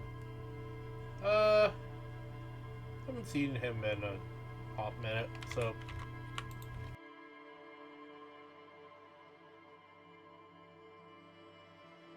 Cloudy's a cool dude. He plays some he plays some interesting games. He has a nice voice. If you hang around here often, you know who Cloudy is. In any case, I would like to thank everyone who came and watched me today. I would like to thank Phelan in particular for keeping me company today. Have fun with Cloudy, have a nice rest of your night, and as always, don't be a stranger, because that's my job. I'll see you next time. Good night.